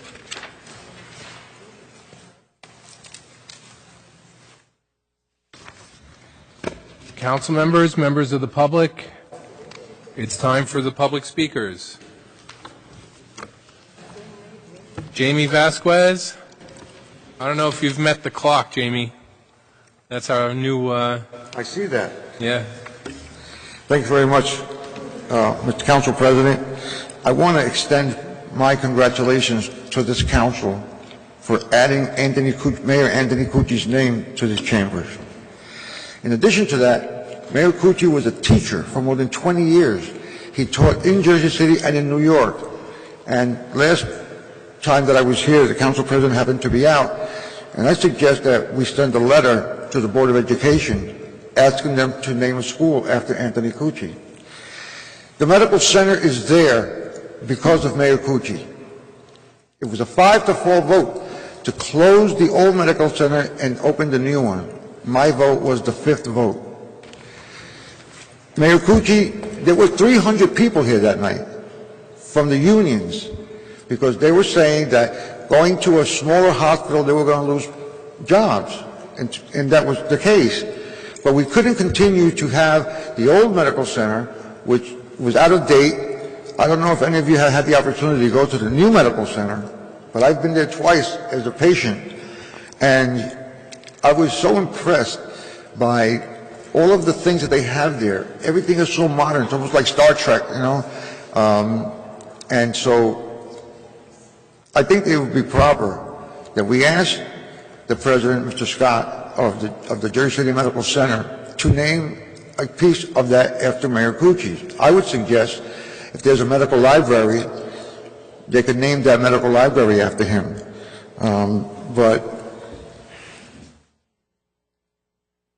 So that's there. I just wanted to inform the council, when we throw around the phrases, I think I said this the last time, affordable housing. We talk about affordable housing. And the definition for affordable housing is 30% of your gross income. That means if you make $100,000, affordable to you would be $30,000 a year. So we have to be careful that when we talk about affordable housing, we don't price range the people we're aiming for, the people in the low, moderate, and the upper lower incomes. And so that's that. Last time I was here, there was a lot of people here because of the farmers market. I go to the market every once in a while when they're there, but the farmers market is not for everybody. The farmers market is for people with money because farmers market are more expensive than, let's say, ShopRite, for example. The apples you buy at the farm are more expensive than the apple you buy in ShopRite. So we have come up with this aspect so that, I don't know, people who are working late or whatever have an opportunity to shop at the farmers market. But you know that estimates say that 20% of the children that we have in Jersey City go to bed hungry every night. And I started to think about that over the last couple of years and how that affected me when I was a child and my parents didn't have money to buy us food. And then you had to go to school the next day. I realize now that the reason why I was acting up back then was because I didn't have any breakfast. So I would like to see City Council establish something to help the food pantry for people of lower income who have children but don't have enough to make the meals every day. So I would appreciate it if the council would look into this to see if we can do something about food, a food pantry, so that 20% of those children who do not have to eat will not go hungry because we are giving them food. And with that, I'm through. Thank you very much. Jamie, listen, just want to keep you informed. I did have a meeting with Joe Scott, in length, in respect to former Mayor Cucci, and that process is happening, yes. And it's going to be happening very soon. Sure. As soon as I get information on when is the dedication, I'm going to reach out to you so you could be part of that ceremony. Okay? I appreciate it. Thank you very much. Thank you very much. Good evening. Fidel Hernandez. Laverne?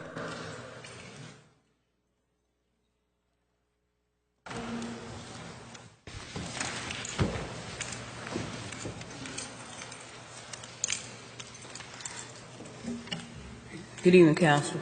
Good evening. I am very, very upset. You know, we say crime is down in the city. I don't know where nobody else up there live. But on yesterday afternoon on my block, bang, bang, bang, bang, bang, and I haven't had that in over 5 or 6 years. Recently, these young people starting to hang by the bodega on the corner. 50 times a day when I'm home, I ask them to move, they will move for me. But I can't be out there 24/7 being the watch block for the block. I mean, something had to be done. Something had to, I mean, I just walked in my house and went to the bathroom. In 1 minute, all I could hear is bang, bang, bang. My nephew was outside. He had to lay on the ground, bullets flying everywhere. This is getting ridiculous. And today, I'm riding down MLK from McAdoo looking at some housing, and then our neighborhood, it's like 5 being those Hasidic Jews with their kids walking up and down looking at our properties from Wilkerson Avenue to Bidwell Avenue. They all up in the block, and that's nice they coming to our community. It's nice. And they had their kids, and that was nice. But what are we going to do? Post these people looking at these houses with their babies and they go to shooting. What would we look like in the paper?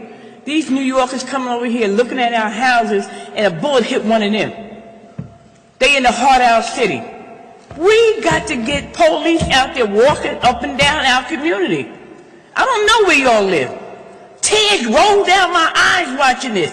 I went to go in the NACP office before I came here, a bunch of people smoking weed. I had to duck from the weed smell.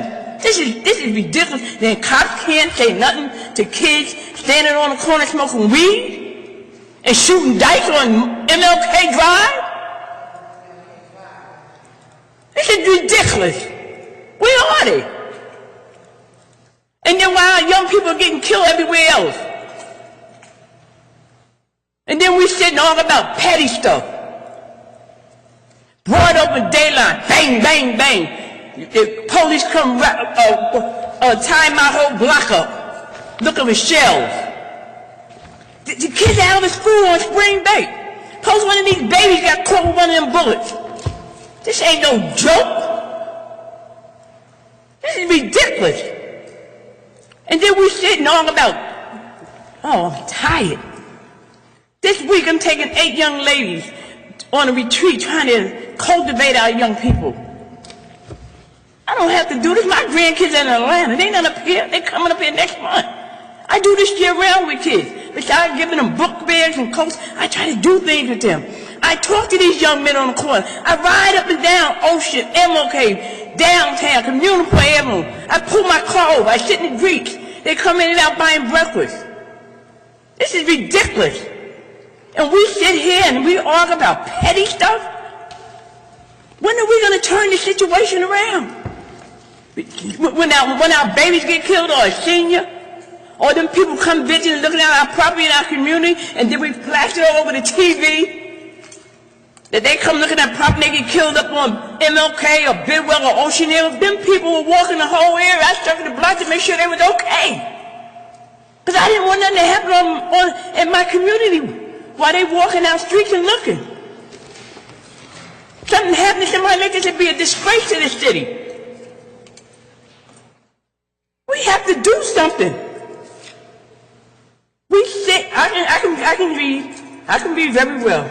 But we sit, We'll never go up again. we sit and we argue about petty stuff. People need jobs, people need housing, and they need educated. I sent a young man a second chance. They said he's been out of jail too long. He's been out 3 or 4 years. What is it? What is it? You know, it's a cry for help out there. And I'm going to tell you all something.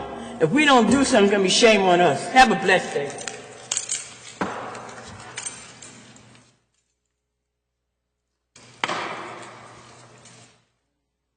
I think this is working. Nobody wants to hear that. Yvonne Balser?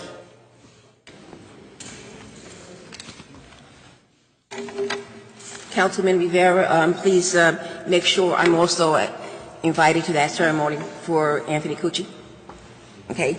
Last year, at the budget hearing, I brought up the issue of Patterson's budget, which was called the friendly budget, and I was told that we would have that the following year. In the friendly budget under Patterson, which only had a few affordable housing, they show you what they're paying in taxes to the city and what it would pay at conventional taxes.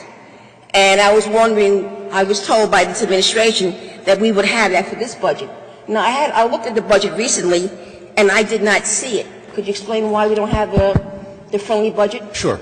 The state has still has some quirks in their system. They're still working it out with the trial municipalities, but they've assured us that their little quirks will be completed and will be requiring the municipalities to complete it before adoption of the budget. So when would that be for us? With this budget year? Correct. Okay. We will have to have a user-friendly budget prepared before we adopt the budget. Okay, because I went to the Department of Community Affairs website, and I got this off their website. It talks about housing affordability impact analysis. The proposed new rule will have a positive impact on housing affordability to the extent enhanced fiscal accountability to taxpayers and further motivate municipalities to operate more efficiently and pursue the greatest savings, thereby helping to ease the property tax burden on New Jersey homeowners. Because I've been asking for this for like 20 plus years, saying it couldn't be done. So I always want to say, what does this affordable housing cost taxpayers? And I get really upset when I saw that 2,300 people in the year 2013 were in tax lien. These were not people of affordable housing. These were regular, taxpayers.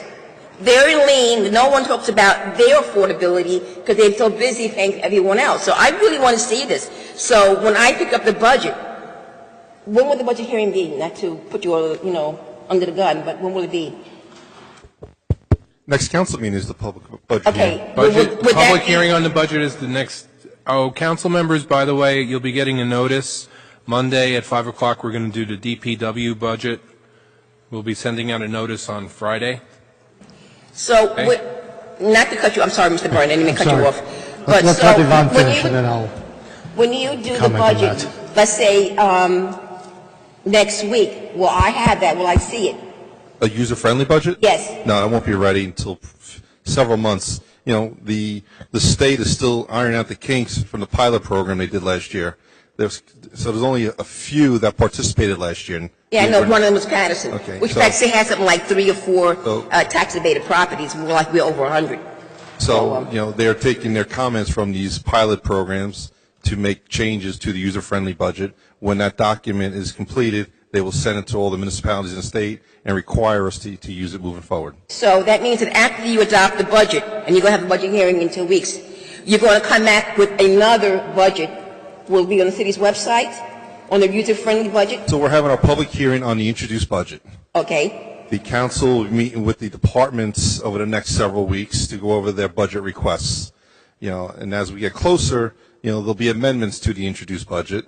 And prior to the amended budget coming to the city council, a user-friendly budget will have to be completed and be available to the state and to the public.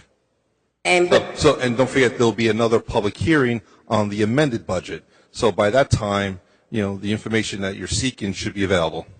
Okay, so when I speak on the city council budget hearing, which will probably be in 2 weeks, I will not have the friendly budget, which shows, I would call it the giveaway of the city. We're grateful you have all the experience from all those years examining the budget. Well, I would like to have it Know how to before, read nothing it. personal. It's not foreign to you. Well, it's not foreign to me, but I think this is something that really should have been around. I just hope this is on the city's website when it's up, because the public should know when we say that someone needs something. I mean, I'm really annoyed, and I'll be very honest. This administration's been here. I see a lot of fees been going through the roof. And the issue that the water was taken from the public really, really annoys me. really annoys me, since we own the water and you have to take the refund, really, I find that horrible. But I really want to see this analysis because, you know, it is the taxpayer losing their homes when they can't afford it. Also, I wanted to know about the last item. Sorry.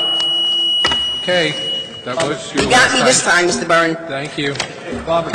I Robert, never heard before it you- go off, Mrs. Bolster. Thank you for the experience. Robert, before you move on to the next speaker, Yes, you said that the DPW budget hearing will be on Monday, we're going to do DPW on Monday at 5 o'clock. and we're, That- and we're receiving the notice on Friday.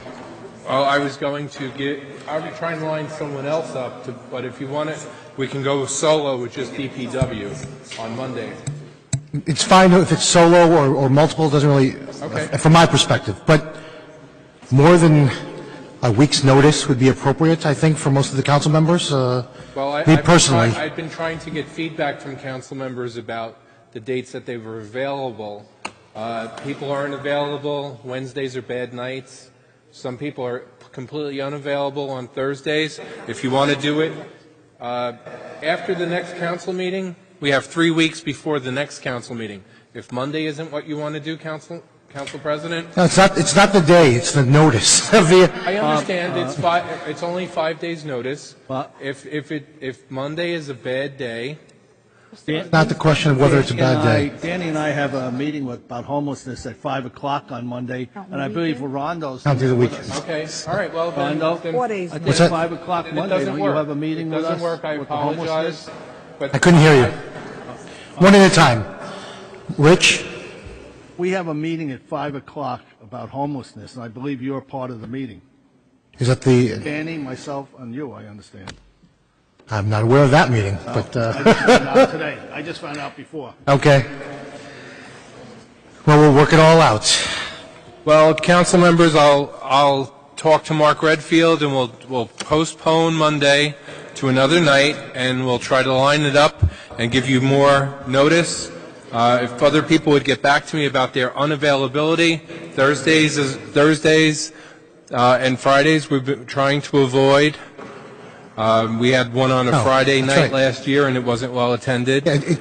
So, So, Robert, just to clarify, Yes. we all, as you know, we all don't need to be there, and we don't need to find a day that necessarily accommodates every, as I said earlier, if there's priorities that people want, like they name it as like their top thing, then let's try to work around that council person's schedule. I know. I'm trying to accommodate, Council President. Okay.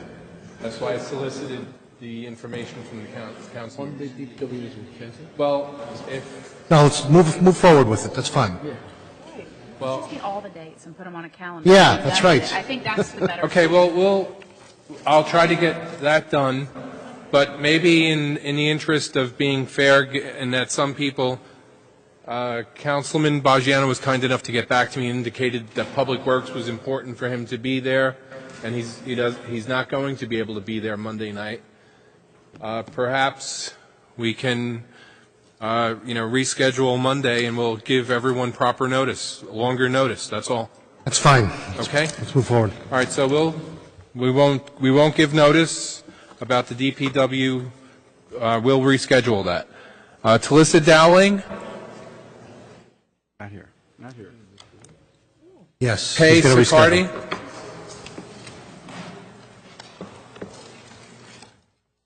Hi, good evening.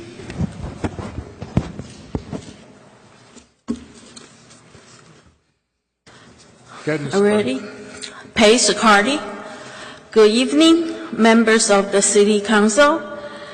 This is an analysis of tax credit exemption and the grants for historical preservation.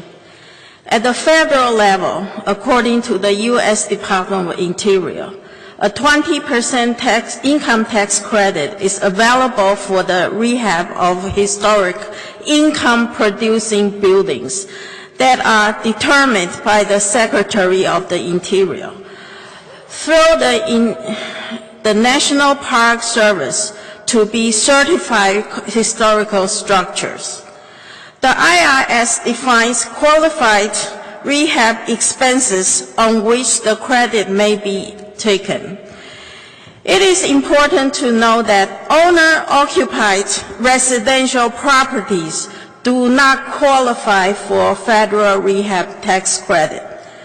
The 10% tax credit is available for rehab of non-historic buildings placed in service before 1936. The building must be rehabilitated for non-residential use. Using historical preservation easement technique for tax credit. A historic preservation easement is a voluntarily legal agreement, typically in the form of a deed that permanently protects an historical property. Through the easement, a property owner places restriction on the development or change to the historical property, then transfer this restriction to a preservation or conservation organization, such as a historical preservation trust. A historical property owner who donates, please pay attention to donate. An easement to the historical preservation trust that may be eligible for federal income deductions. A historical preservation easement is to cloud the title of property. Give up the title of the property to a historical preservation trust in order to obtain temporary tax credit. Think about it. Would you give a part of your house to get the 1-year tax write-off? Therefore, only commercial, business use, or nonprofit are qualified for tax credit or exemption. Owner-occupied houses is not qualified for 20% tax credit for historical housing. The 10% tax credit for non-historical building placed in service before 1936 applied to non-residential housing only. The historical preservation tax credit or exemption of tax state of New Jersey is using federal guidelines. Therefore, there is no tax credit or exemption for owner-occupied houses. Only income-producing properties qualify. In 2013, the National Trust for Historical Preservation awarded over $1.2 million in grants fundings to 236 projects nationwide. Funding from the National Trust is awarded to nonprofit organizations and public agencies only. According to PreservationDirectory.com, almost 100% of historical preservation fundings and grants are available for not-for-profit organizations or income-producing properties only. They are more than 50% of owner-occupied properties in proposed West Bergen Lincoln Park Historical District. The majority of us do not qualify for any tax credit or grants. The Historical Preservation Commission, another bureaucratic agency of Jersey City, takes over the power of homeowners in our area and creates more paperwork, pays more fees, delays the rehab process. Therefore, the proposed West Bergen Lincoln Park Historical District should be disapproved. Thank you. Thank you.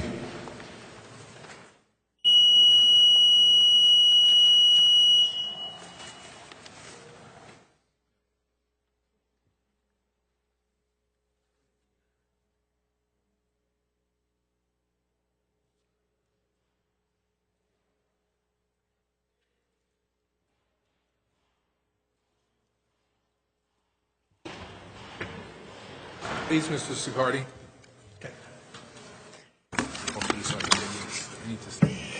I am opposed to the Jersey City Historic Commission gaining jurisdiction over the new Area District 5. Most of the members of the Historic Commission are not qualified under the state's educational guidelines. Historic Commission members are as follows: Before I go any further, I want you to know that 7 of the individuals on the Historic Commission are illegally on the board because they don't measure up to the standards that are established by the state. Thankfully, the gentleman over there in his office allowed me to get this information by Oprah. So I'm going to have to read really fast because I don't want to irritate Mr. Byrne. Stephen Gucciardo. Stephen Gucciardo has a degree in interior design. Mary McCrary is a physics major. Mary Gardiello is a realtor. Irina Breniznaya is also a physics person. Bobby Stewart, who's a nice guy, runs a good chess club. My daughter was a member of it. Doesn't qualify him to sit on the board either. I can go through the whole list, but I'm not going to. The members of the Historic Commission aren't qualified to sit on the board. They're not qualified to take any action, and I think that you should table the agenda item for the next council meeting to verify this.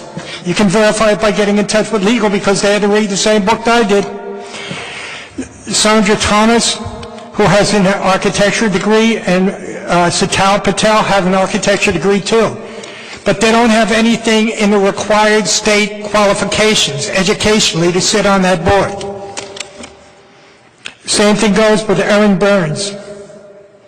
Okay? Because the majority of the Historic Commission is not legally qualified, the actions of this commission are not legal.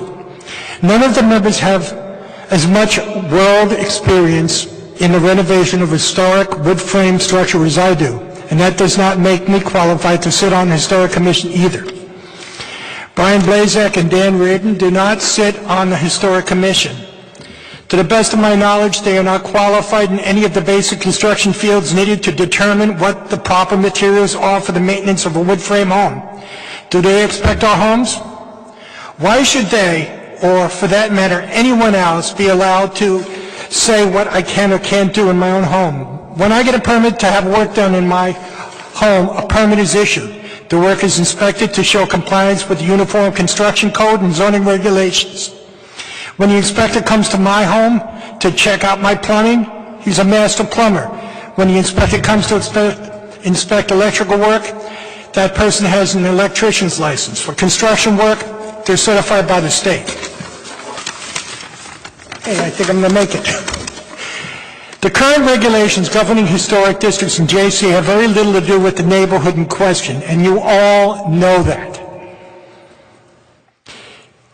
If the regulations are going to be tweaked, as Robert Cotter said on many occasions, to take advantage of our distinct district, don't you think that, to be fair, we should have a chance to inspect the regulations that would govern what we could do with our homes? There are currently no guidelines in the book that state what colors our homes can be, what kind of windows we can use, what kind of vinyl siding we can use, if we can replace our vinyl windows with vinyl windows, if we can replace our vinyl siding with vinyl siding. These are basic, simple things. And every individual that owns a home is impacted and affected by those. And you guys and ladies should be willing to table until we know what's going on. That's not too much to ask. I'm not asking you to do an up or down vote. I'm just asking for you to find out what the hell these people are. I am not going to let Brian Blazak or Dan Reardon tell me what I can and can't do in my home.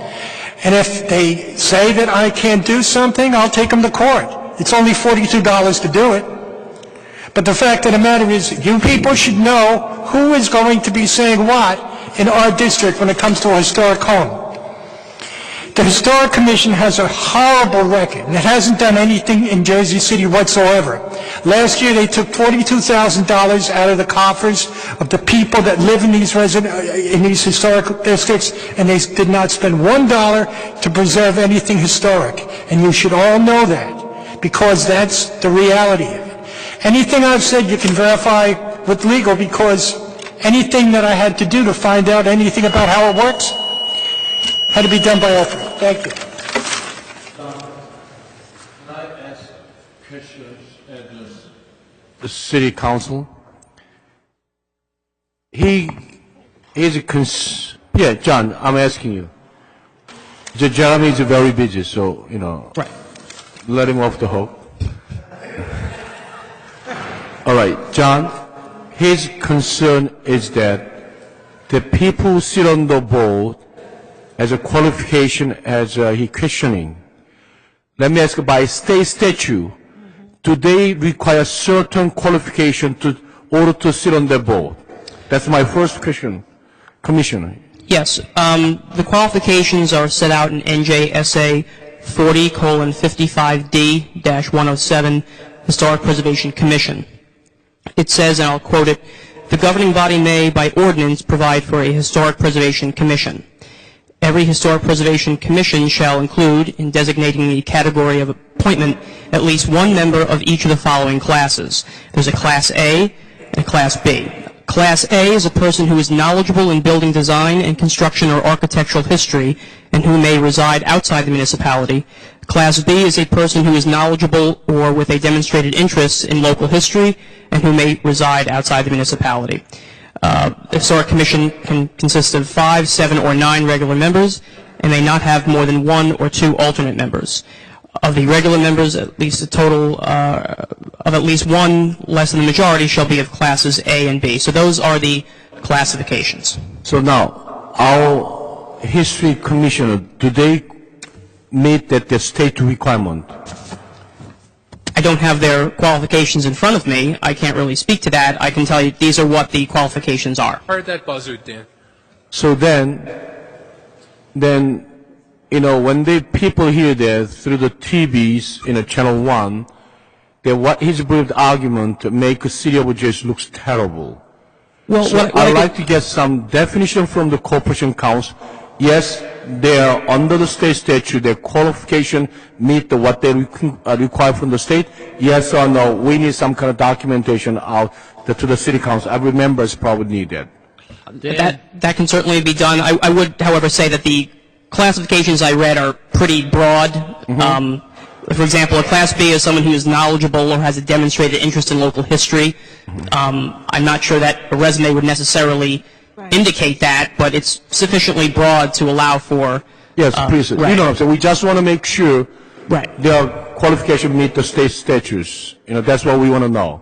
Okay, I can tell you that I know at least one of the Class A's, because I know her personally, is an architect, so that would satisfy Class A. Yeah. I don't have the resumes. We can certainly get a memo to you. Yes, so we, the public not misunderstand, and we not do our job. Okay. Of course, of course. Thank you very much. Sure.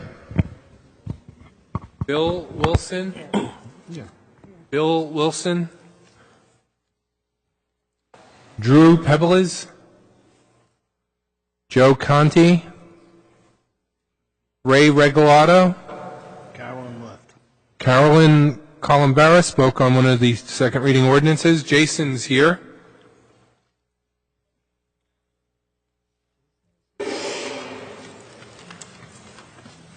Hi, Jason Berg here.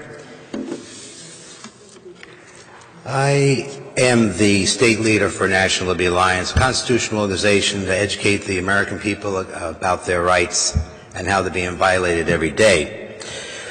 We have sent out the Cowanto, which asks the authorities in the 94 district courts and including the Supreme Court justices to show where their authority is when they don't have any authority. All 94 courts, district courts, and the Supreme Court are out of order, which means that the court in Newark, who's beginning to has filed charges against Senator Menendez, is actually in bad behavior. How can you be in bad behavior and just be a justice or to provide legal advice when you are in bad behavior, which means you can't do it. We are doing something now called the mandamus. The mandamus is that we of a state, by our own authority through the United States common law grand juries, command all elected and appointed servants to obey the Constitution for the United States of America, which guarantees in every state in this union and the other people therefore constitutional republican form of government, The Fifth Amendment's constitutional guarantee pursuant an investigation body acting independently of either prosecuting attorney or judge, unfeathered by technical rules. Therefore, judges and clerks have no authority to prevent, obstruct, or interfere with the people's necessary access to our courts. We are being restricted. I went into U.S. Court and 50 Walnut Street and was denied access. The U.S. guards there, security guards, are former policemen. They are there to make sure that people are protected. We are cleaned up, make sure we don't have any sharp weapons, but the sharp weapons that we have are our minds and our future and our way we think ourselves. The problem here is when you go outside your jurisdiction, you don't have any authority or power. The challenge here in our life is that we're all in danger, folks. America has been converted into a corporation. The Jersey City seal, it says incorporated on a certain date. The state of New Jersey, liberty and prosperity, 1776, is an incorporated state, and therefore actually a challenge. And that challenge makes us all in jeopardy. I have no problems with authority, and I'm sure no one here has a problem with authority. But when authority becomes abusive, it is time to say no. When you say no, you're not giving them consent. The devil and government have one thing in common: no consent, no power, no authority.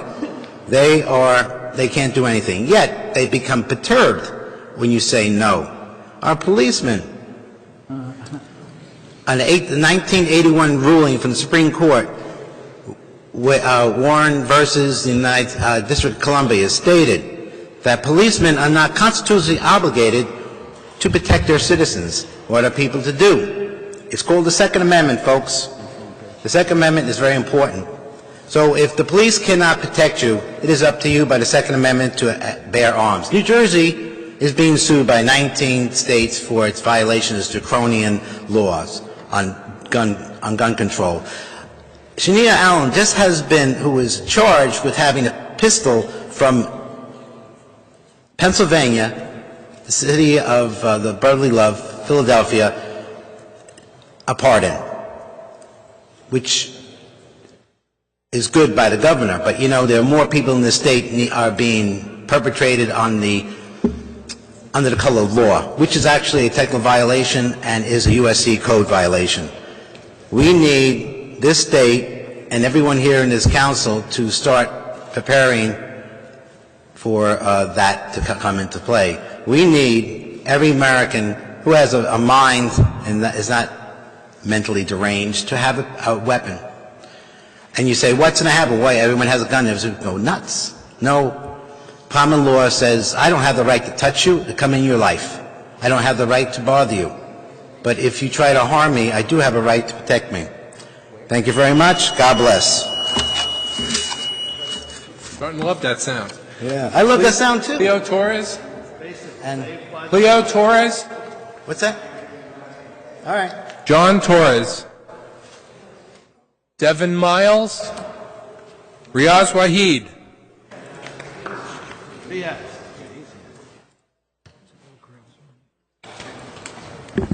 Good evening. Do the speed limit, Riaz. Only 1,000 words a minute, okay? Slow it down, sir. Good evening. I just want to talk about one issue, that the Chopping Court area on the Wayne Street, it gets flooded all the time during the rain season, and that's part of Ward C and the old Ward E. Part of the problem is because could you just lift the mic up a little bit? Thank you. Yeah. The part of the problem is, this is the Chopping Court area on the Wayne Street in Ward C.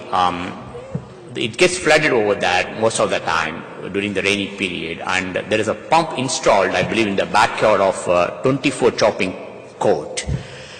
They don't even come and clean it.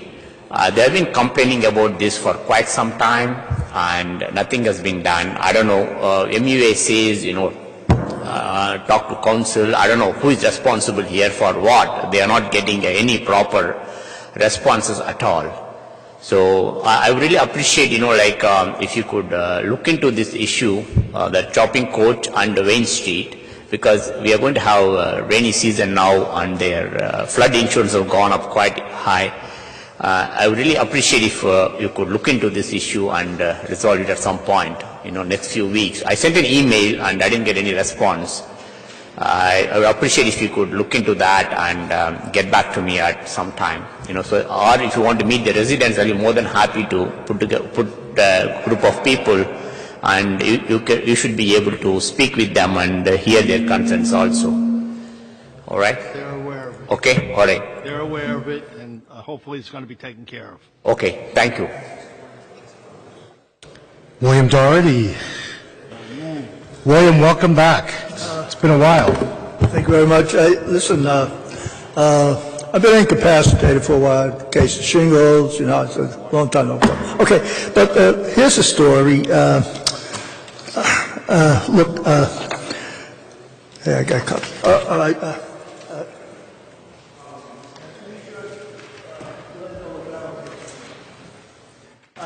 That's all I have for now. Letters will be going out tomorrow. Everybody's going to get a copy. Sure, Orlando gets one. Okay. Following is enclosed here, and then I have a whole list of what I did was I printed out I printed out the court date for Steve Lisco and so forth. Well, I printed it out because you'll see that Robert Byrne sent me and there's the open number, and also the summons, as you see, is not that clear, so I sort of reprinted much of it, right? And court date for Steve Lesko to appear seems to be May 2nd. The original charge of the summons is somewhat blurred. However, the rest of the summons is completely accurate. I have reprinted this summons to the best of my ability for clarity. It's a bundled information here to proceed. Triumvirate here is Mayor Steve Fulop, Council President Rolando Lavaro, and Police Director James Shea. This summons, according to the court, is that Grandview Terrace, Inc. paid the fine. The landlord was let off the hook. There was no subsequent inspection within 30 days to see if Grandview Terrace, Inc. had indeed complied with the 24/7 security guard ordinance, or if this landlord was exploiting current loopholes in the law, which is what's happening. A subsequent inspection was required to verify either exploitation or compliance. If there is exploitation, the current law should be amended to prevent said exploitation and the accompanying corruption that goes with it.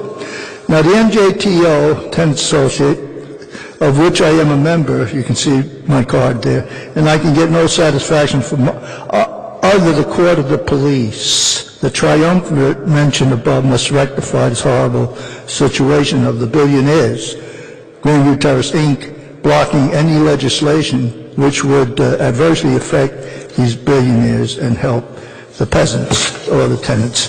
Thank you. Now, listen, there's a few observations here, so a little time.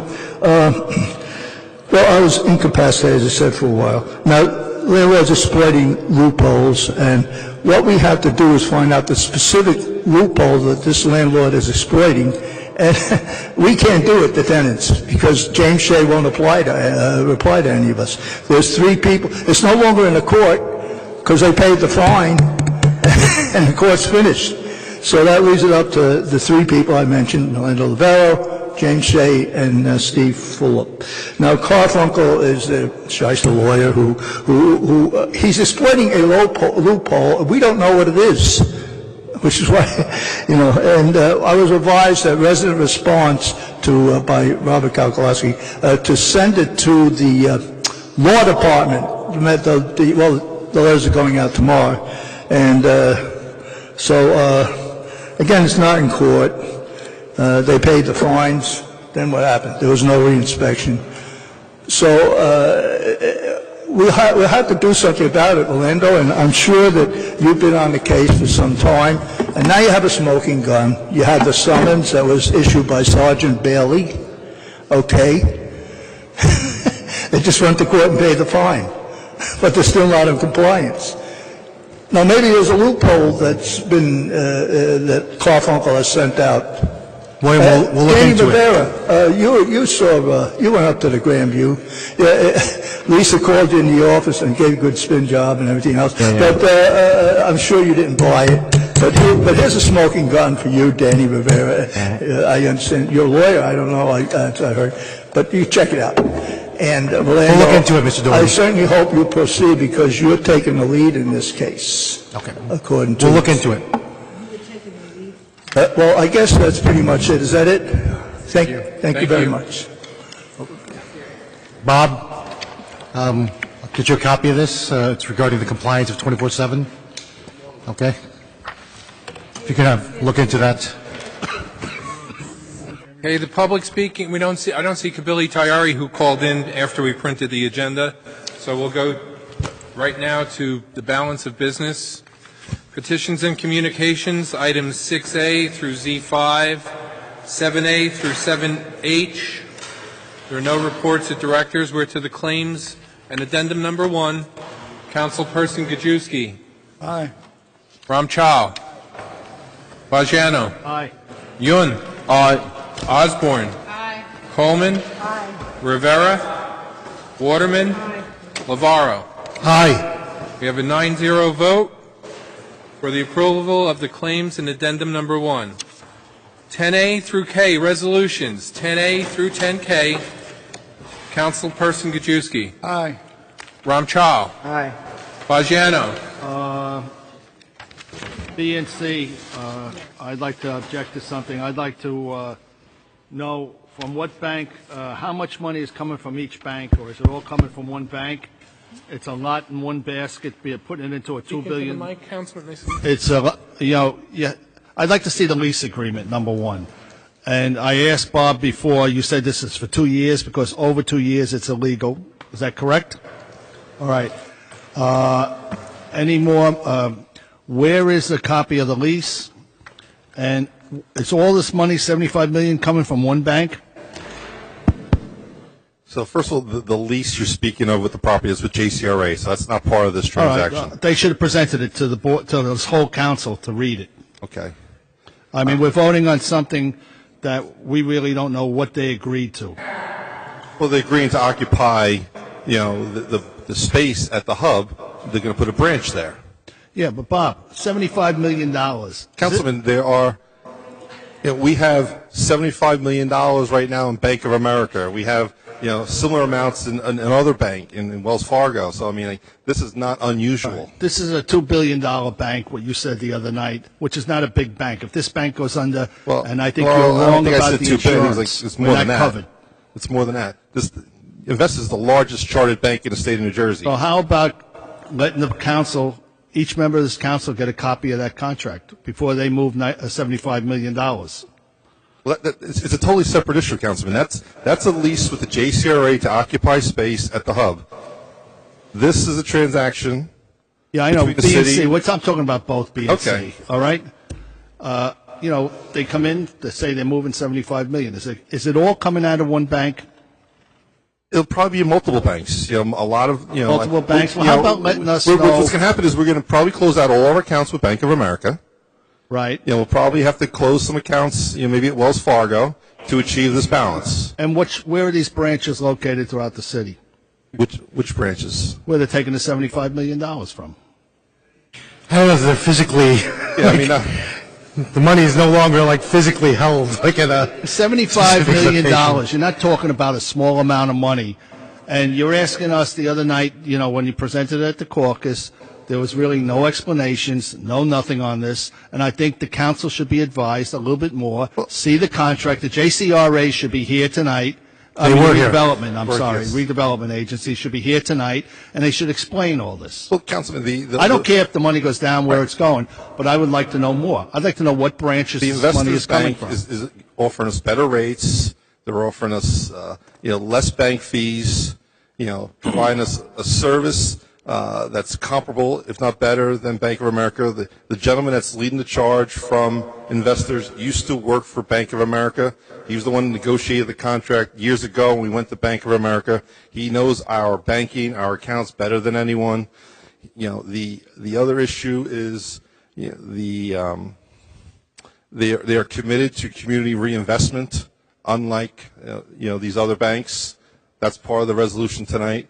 They are going to be committing to, tutorials for the community, for small businesses, for minority businesses, things that aren't happening right now. Well, did anybody go to these other banks? Yes. You said maybe you hurt in these other Yes. branches. Oh, yes, Councilman, You we did go. Yeah, because when JCRA put this out there for requests for proposals, they reached out to the banks that didn't pick It up was the a statement of proposals. interest. I'm sorry, statement of interest, Council President. So when these Or letter banks of didn't interest. pick up this information, JCRA reached out to these banks saying, we're doing this, are you interested? And they weren't interested. You're telling me Investors- that Bank of America is willing to lose $75 million and they're not willing to sit down with the people of this city here?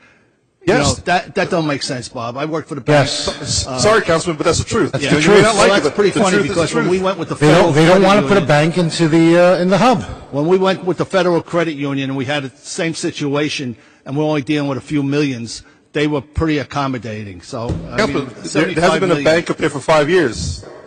It's, that's a lot of money to hurt a branch if it's coming mostly from one branch. It's not coming from a branch, Councilman. There are, Well, several. then let us know where it's coming from. That's what I'm saying. You're putting something before us that we know nothing about.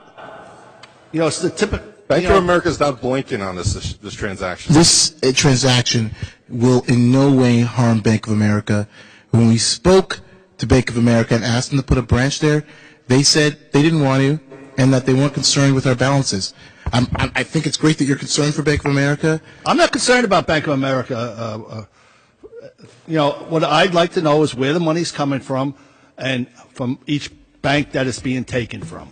It doesn't work that way. The money's not housed in bank branches. It's housed in their, basically it's a computer. Electronic now. It's not like it's, but it's coming from their holding account, their holdings.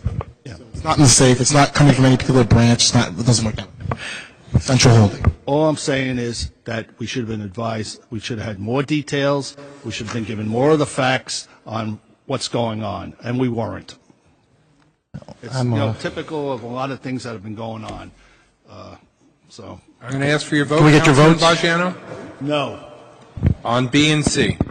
And yes at all the rest, is that correct? Yes. Okay. Councilperson Yun?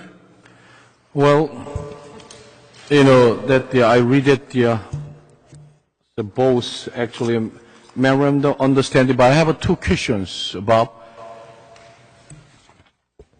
You at the caucus meeting explained that, what we put you $75 million one bank is cover. Can't you explain to us one more times, when we put you $75 million one bank, is covered by FDIC or they guarantees, their fund? Okay, so it's not the traditional insurance that you have on your personal accounts. What is covering, municipal banking and any governmental banking here in the state of New Jersey is called GUPTA. It's a statute 40 some odd years ago, Government Unit Protection Depository Act. So any type of government transactions with these banks are covered under that. So there's specific regulatory requirements to be qualified under the state of New Jersey. We can only do business with banks that are GUPTA certified by the state, which is you see in our cash management plan every January. That's part one. So step two, any dollar that a bank accepts from a government entity, they have to offset it with collateral representing that dollar amount. So it's not insurance like the FDIC. Mm-hmm. They have to back it up dollar for dollar. In the 40 some odd years that this law has been in existence, not $1 of taxpayer dollars or government dollars have ever been lost in a GUPTA certified bank. Okay. So, so in this case, investors is going to have to put up $75 million in collateral to represent protection against the deposit we're making.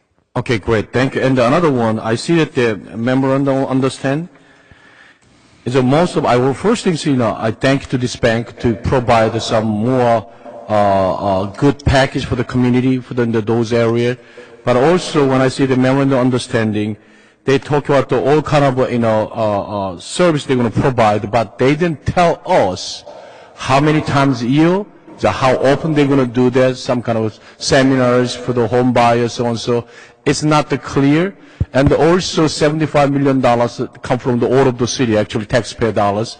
Then when they hold the seminar, they shouldn't have just one certain location. Probably they have a couple of times, a couple of different locations citywide. That also, when they put you like those kind of seminar, they should put your ad on the newspaper, Jersey Journal, Hudson Reporter, so people were there so they can able to participate. Those kind of items are not in this memorandum of understanding, That's my problem. Other than that, fine, So how are we going to take care of that? Because it's not on the memorandum of understanding. So the memorandum of understanding is a loose breakdown of the things they're committed to doing. How that actually works out every year is going to be a part of an ongoing conversation. It's good input, and I'll make sure our Deputy Mayor, Vivian Brady Phillips, is going to work with them to make sure this gets implemented. And so I'll pass that input along, because it is a good idea to have some of these programs throughout the city. Certainly we are going to advertise them, but it's actually a good idea for them to advertise them as well. So that's all good input, and I'll make sure it's on her list as she's going through the year. Yes, you know what I'm saying. So there are enough session they should be held, and a citywide, not just one location. Other than that, I got no problem. I vote aye for, what is it? Everything. Everything for that, okay? No, what is it for? A to K. A to K, right. Thank you. Councilperson Osborne?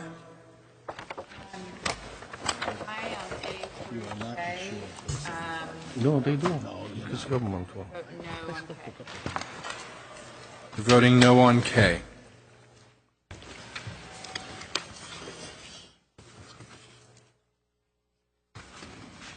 Councilperson Coleman? I respect my colleagues. This is in, I don't know, she must be against something about it. And it wasn't any mention of it in caucus or anything like that, so. I'm going to vote aye on A to J, and I'm going to abstain on K. Councilperson Rivera? I don't know. Okay, Candace one, that for those. Clarify why I voted no. That there's some kind of. So just to clarify why I'm voting no, there has historically. Boom up. Okay, is that better? Yeah, that's better. I have gotten some complaints about there being anti-Semitic material being distributed, and I have been told that it's going to be resolved specifically at this event. I've been told it's going to be resolved, but I kind of can't vote yes until I've seen that it's actually has been resolved. So we can't either. That's a doozy. I'm gonna vote. Wait. Yeah, I would ask maybe we. Wait. Yeah. It's May Council 24th. members, this isn't until May 24th. Maybe you guys. We'll withdraw it. We'll withdraw the item. Oh, so you're going to withdraw K? We're going to withdraw K. Thank you, I appreciate that. Council members who voted for K are withdrawing your votes? Yes. Yes.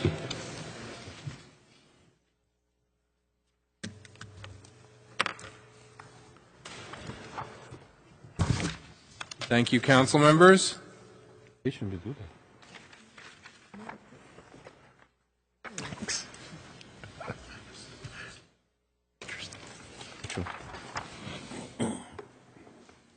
Councilperson Rivera? Thank you so much for that very important clarification, Councilwoman Osborne. I vote aye, A through J.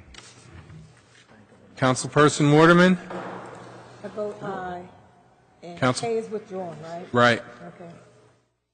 Council President? I'll just say briefly on B and C. I just want to. It's been a long time coming. Did you bring a bank to the hub? And want to congratulate and thank the folks at the Jersey City Redevelopment Agency, and the administration, and all my colleagues on the commission, Councilperson Coleman, working really hard to try to get that over there. And nobody was asking questions when investments, 75 million was in Bank of America or some other institution, and that's my time now to speak. And so now we're making this move, and the question being raised about whether this is appropriate to do that and so forth. This is a well-established bank, and as you said, it's certified in the state of New Jersey as the largest, right? Is that correct? What? And so this is a great opportunity for the hub, and I want to thank investors for making the investment and making a bet on Jersey City, and in our some of our toughest and most depressed neighborhoods, to be able to make that commitment to doing that, and also making sure that bringing their community reinvestment programs and services to Jersey City as well. My only question for you on that is, how soon will they start the programs for low and middle income buyers, homeowners? That's a good question. Obviously, we're going to execute all the documents. Once the documents are executed, then JCRA will finalize the lease with the bank. And then the lease, once finalized, will trigger them doing their build-out, which shouldn't take too long. And then as soon as they're in the branch, they'll start with their different programs. Yeah, that's great. I vote aye on all. Thank you, Council President. I didn't want to prolong the Okay. conversation. I apologize. I appreciate you. So All right. Thank Let me recap, council members. A through J. K was withdrawn. We have a no on B and C. Councilperson Bagiano voting no. We'll go now from L to S. Councilperson Gajewski. Aye.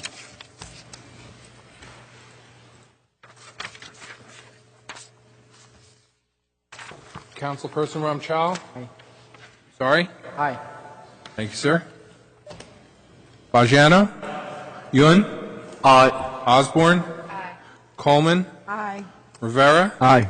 Waterman. Aye. Council President. Aye. L through S, 9-0. T through Z, 2. Councilperson Gajewski. Aye. Ramchal. Aye. Bagiano. Yun. Aye. Osborne. Coleman. Aye. Rivera. Aye. Waterman. Aye. The President. Aye. T to Z, 2, 9-0. Can I just add one comment for the record? I did want to say on you that Councilwoman Coleman was actually one of the first people to bring the issue of cameras and making sure that we were securing city sites properly, and I didn't get a chance to note that at the caucus, and I wanted to note it tonight, that I appreciated that comment, that the administration took it seriously and followed through on it per your request, and that's why you're seeing you being put forward.